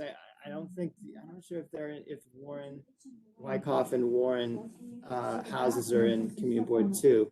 But we have a gun violence community safety and response town hall that we're hosting Monday, March 15th. We're going to include the 84th precinct and your community council. I just got the email address for that, President. Along with PSA 1 and 7/6 and 7/8 precinct, Redwood Community Justice Center, a lot of justice groups to look at how we can address gun violence in our communities and come up with the prevention responses that we need now. So those are a few things coming up. Thanks a lot for the time. Thank you, Dan. Glad you can make it to the meeting. So just so everybody knows, we appreciate Dan for multitasking as he fought through all that background noise. That was fantastic. You maintained your cool. I was impressed. That being said, let's move on. Hey, you ain't seen nothing, man. You ain't seen nothing. I was impressed. That was real smooth. Next speaker we have is for the DNA Learning Center. Allison? Hi. Thank you so much. My name is Allison Mayle. I work at the DNA Learning Center NYC. The DNA Learning Center is an operating unit of Cold Spring Harbor Laboratory. Since 2008, though, in addition to our site in Cold Spring Harbor, we've been serving students in New York City out of the Harlem DNA Lab in East Harlem. And in 2019, we opened a single lab space in partnership with CUNY at City Tech, so in Brooklyn. And this year, we will be opening a 6 lab space with 2 computer labs at City Tech on the college, on the campus of City Tech. And we're hoping this summer to have summer camps for students that have completed 5th grade and up. Of course, we will be following any and all COVID regulations and restrictions about attendance, but we're hoping to be able to have students in person. We also have virtual camps available. And then in the fall, we'll open for field trips, and we also will have a museum exhibit that will be open to the public. So I'm hoping to see a lot of you there when we're able to all gather in person in our museum exhibit about DNA. And you can learn more about us at our website, which is dnalc.cshl.edu. Thank you so much for the time. Thank you for the update. Our next representative is from the Brooklyn Academy of Music, Ellen. I don't see her. Hi, thank you for having me and letting me speak this evening. I just wanted to update everyone, like a lot of organizations in the city, we are participating in the COVID Remembrance Day this Sunday, March 14th. And we're actually beginning our spring season with an art installation that is going to be part of Sunday, the Brooklyn Borough President's Office Sunday's COVID-19 Remembrance event. We are installing a public art installation right outside Borough Hall. It'll be up through the middle of April. And it's called Arrivals and Departures. It is 2 artists who worked on this. It's interactive. The public can submit names, arrivals being people who have been born, departures being people who have passed.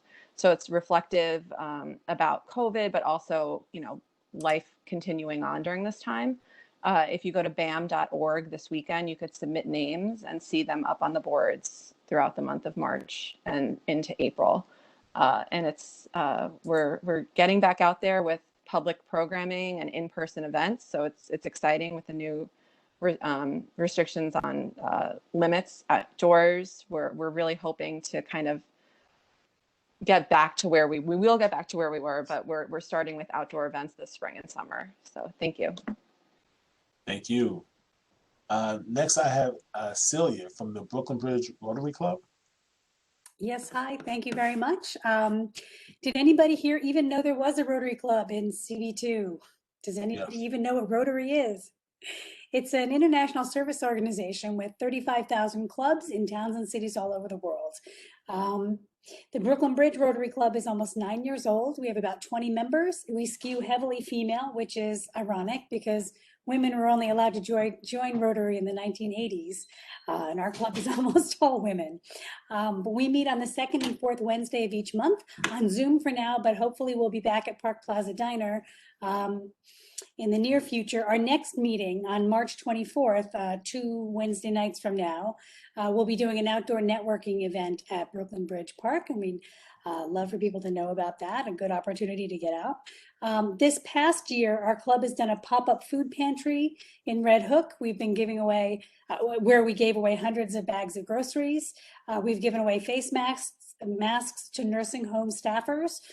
We've packaged tens of thousands of dry meals for food banks, collected 100 new and used tablets for local students in need. So we're not big time money raisers, but we could do more with more people, and we are looking for new members. So I'm here tonight just to say that if anybody here thinks that they'd like to be a member of the local Rotary Club or knows somebody who would, or would be looking for an opportunity to connect with us for a local service project, we'd be real happy to know about that. And I'm going to put the website and email for the club in the chat. And there it is.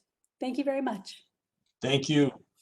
My next speaker, I believe, and apologies in advance if I incorrectly pronounce your name, but I believe it is Kasimi, Lemon Tree Food Helpline.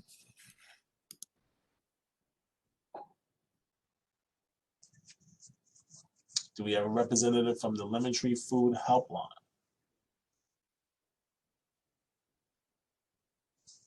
Okay.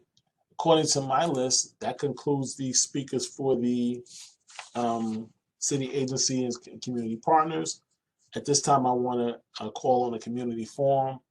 And Raul, I believe you're still here. And I see a ton of green background representing Girl Scouts.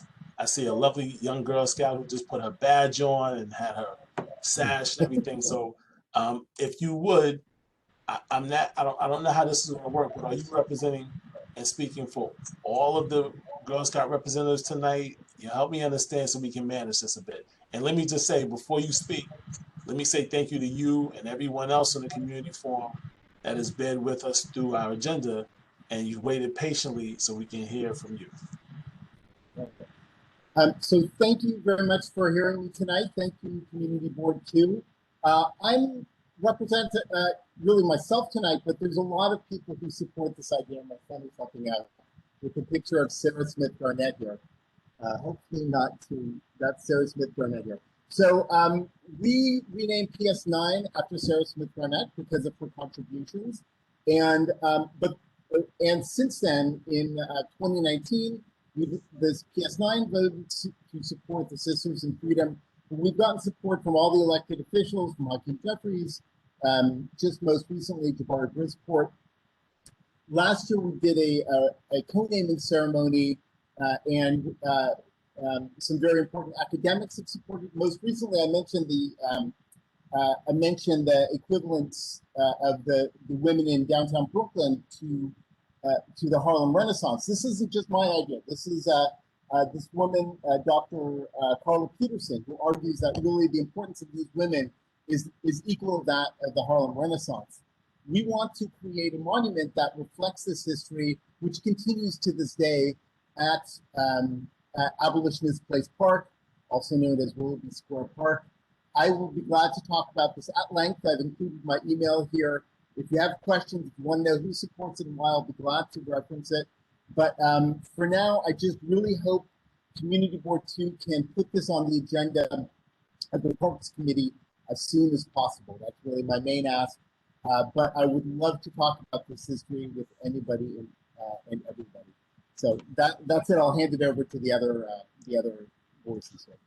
So thank you for that comments and for your comments.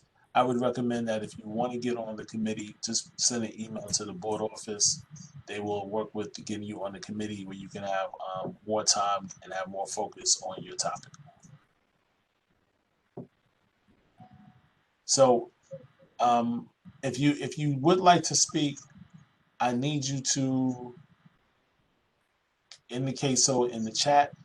And so the next name that I'm going to call is Charlotte Gelman.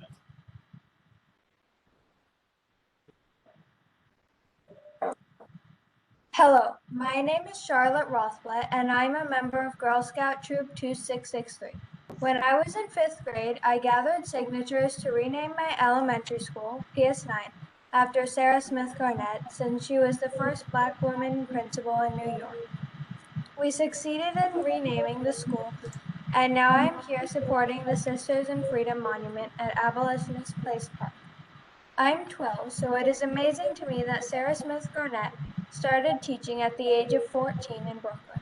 I want everyone to know that she co-founded the first Black women's suffrage club in this neighborhood, so we should do more to honor her, the Black women that fought against white supremacy, even among other suffragists.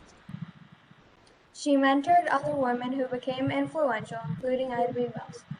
I have worked to support the strong women on Duffield my entire life. I came to 227 Duffield when I was a few months old. Last March, I met Nicole Hannah-Jones when we renamed Gold Street to honor Ida B. Wells. Today, I am asking you to take the next step and support the Sisters in Freedom Monument. Women need to be honored. Thank you. Very well said. My next speaker is Mavis Engel.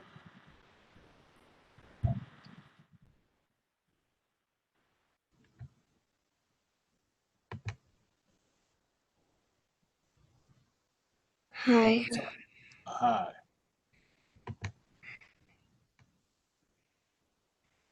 Okay, my name is Mavis Engel. I am a member of Junior Girl Scout Troop 2661. I live very near where Abolitionist Place Park will be.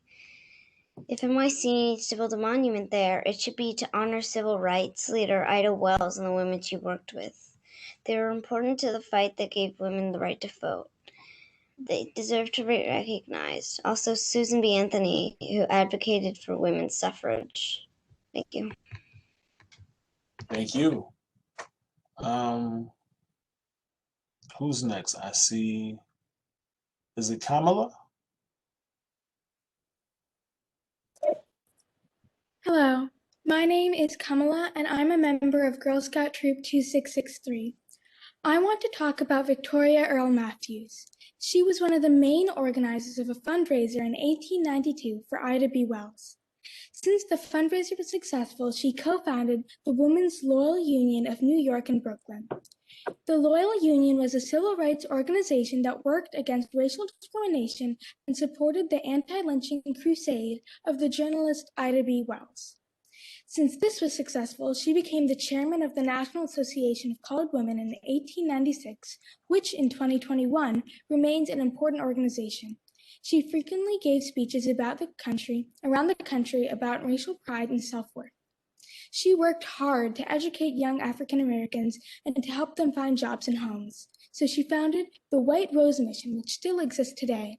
She was a national leader who relied on a network of women in Brooklyn. We have lots of statues of white men in New York. I think earlier on this call it was mentioned that there were only 7 historical statues of women in New York. It's time for more Black women, so it's time for Sisters in Freedom. We need to tell the stories in ways that kids can understand, so a statue with Victoria Earl Matthews and 4 other suffragettes and Black activists would mean a lot to girls in our community. Please support Sisters in Freedom and the monument to 5 Black women. Thank you. Thank you. Next I see, is it Kristen? Do I have Kristen on the line?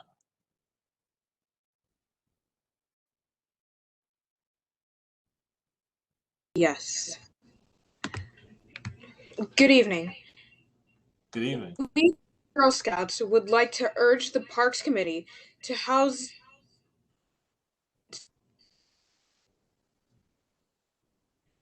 put this forum to discuss this issue as soon as possible. The person I decided to write about and represent was Susan Smith McKinney, who became the first Black woman in New York State to earn a medical degree. She was born the second child to 2 Brooklyn farmers. She decided to pursue medicine as a career. McKinney began running a private clinic in her household, which operated for 25 years before its success led to an official office being opened. Her practice focused on prenatal care and pediatrics. She treated a group of diverse patients. In 1881, she co-founded a homeopathic hospital and dispensary and sat on the board of a retirement home on the behalf of the Black community. McKinney was also involved in the discussion of social issues at the time. This is why she became a member of the Women's Local Union and the Equal Suffrage League, founded by multiple other renowned suffragettes, including her sister.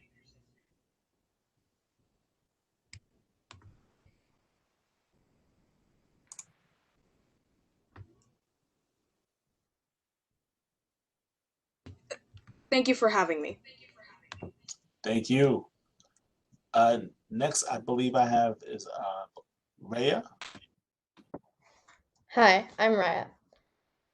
Raya. These Sorry. women helped innumerable African American people. They did this through writing, education, music, housing, employment training, and reproductive and pediatric healthcare. They were incredible trailblazers who showed the world what being a changemaker looked like. Before this, I didn't even know about these extraordinary women and what they had accomplished, which is deeply wrong, because these women are just as much a part of our history as all the white men who have statues throughout New York City parks. But we can change that by building the Sisters in Freedom Monument so that future children and generations will remember how these women fought for what was right. I am lucky enough to grow up in a time where if I look hard, I can find information on people like these women. But I hope that soon you won't have to be a white man in order to be remembered in a public, permanent way. And this monument will be able to do that by showing the legacy of African American women leaders in New York City. Thanks. So according to my list, I don't see anybody else. And so I want to take the moment to say each of the young ladies that presented tonight was just simply outstanding. I thank you all. I thank your parents. I thank your teachers. Sorry, and there I'm is looking forward- Adanesh. Addie. Hello? Hi. Yeah, there's one more girl who's supposed to speak, Adanesh. Addie. I don't see that in my list, but go ahead. The floor is yours.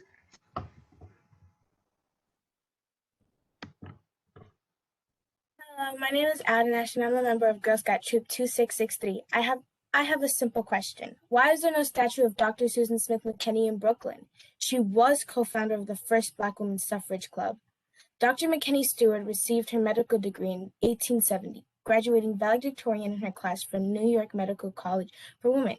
That's just a few years after the Civil War and slavery was abolished in the United States. She practiced medicine in Brooklyn and Manhattan, specializing in pregnancy and sick children. She founded the Women's Hospital and Dispensary in Brooklyn. She was a member of the Kings County Medical Society and New York State's Homeopathic Medical Societies. She even organized possibly the first art exhibit of African Americans when she lived on DeKalb. She played organ at the Bridge Street Church for decades. In 1911, she spoke at the University of London in the Universal Race Congress with a speech called Colored Women in America. But we don't do enough to recognize her in downtown Brooklyn. She supported other women, and I want to do the same. That's why I support the Sisters in Freedom Monument, and I hope you do too. So, Addie, I'm glad you jumped in. If anything, you just amplified my point. Once again, everyone who spoke this evening, particularly in this last segment, was just simply outstanding.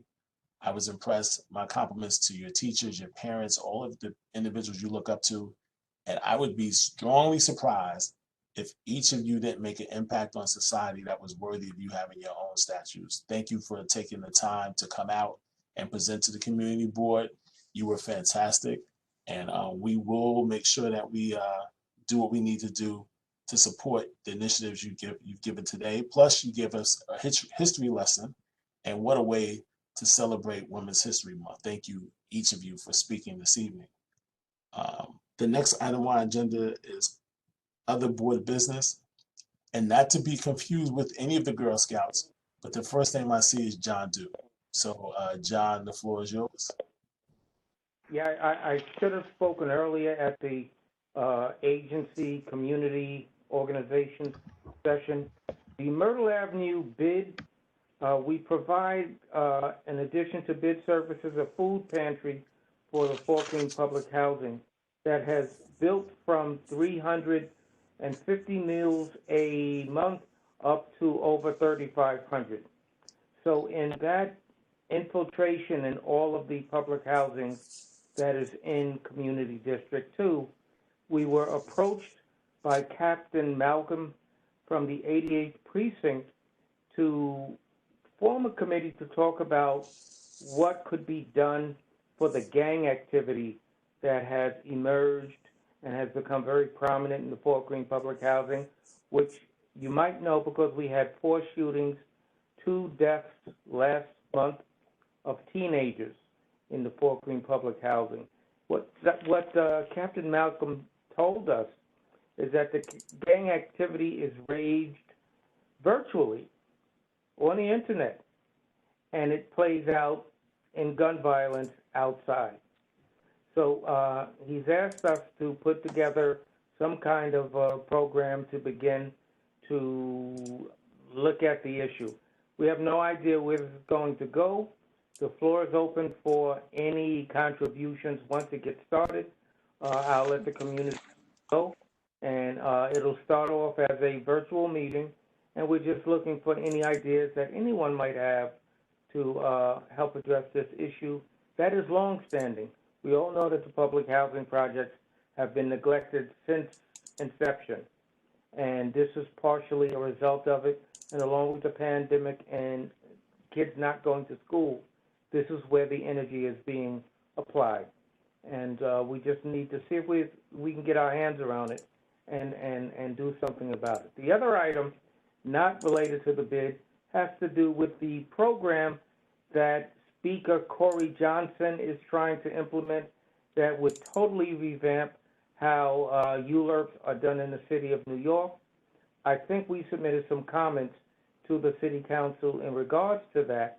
I will tell you the City Council had its first hearing, and the proposal to revamp landmarks was pretty much totally panned by anyone who was not on the committee that helped to put this plan together.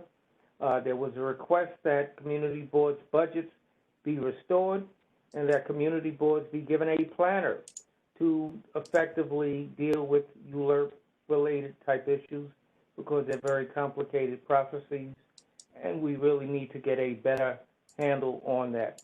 In conjunction with that, Mr. Singletary, you had mentioned earlier on that the community board heard from 130 St. Felix earlier on.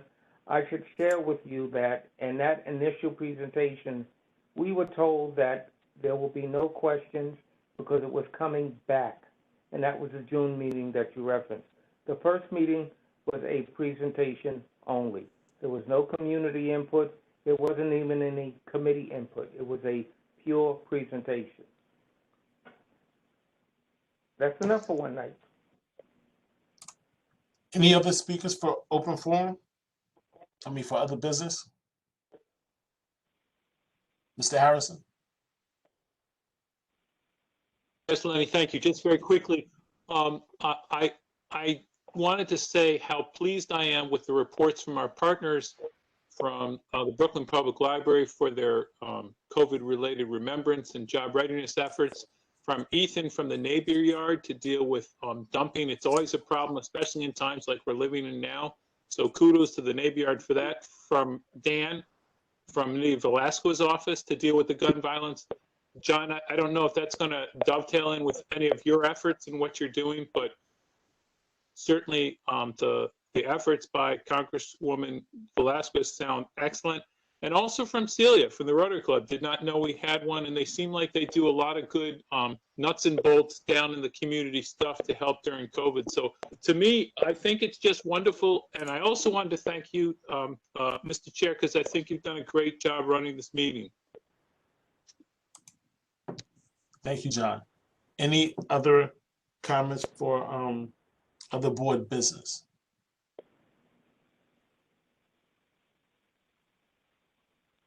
Thank you, everyone. Get home safe and look forward to seeing you soon. Thanks, everyone. Good night. Thank you.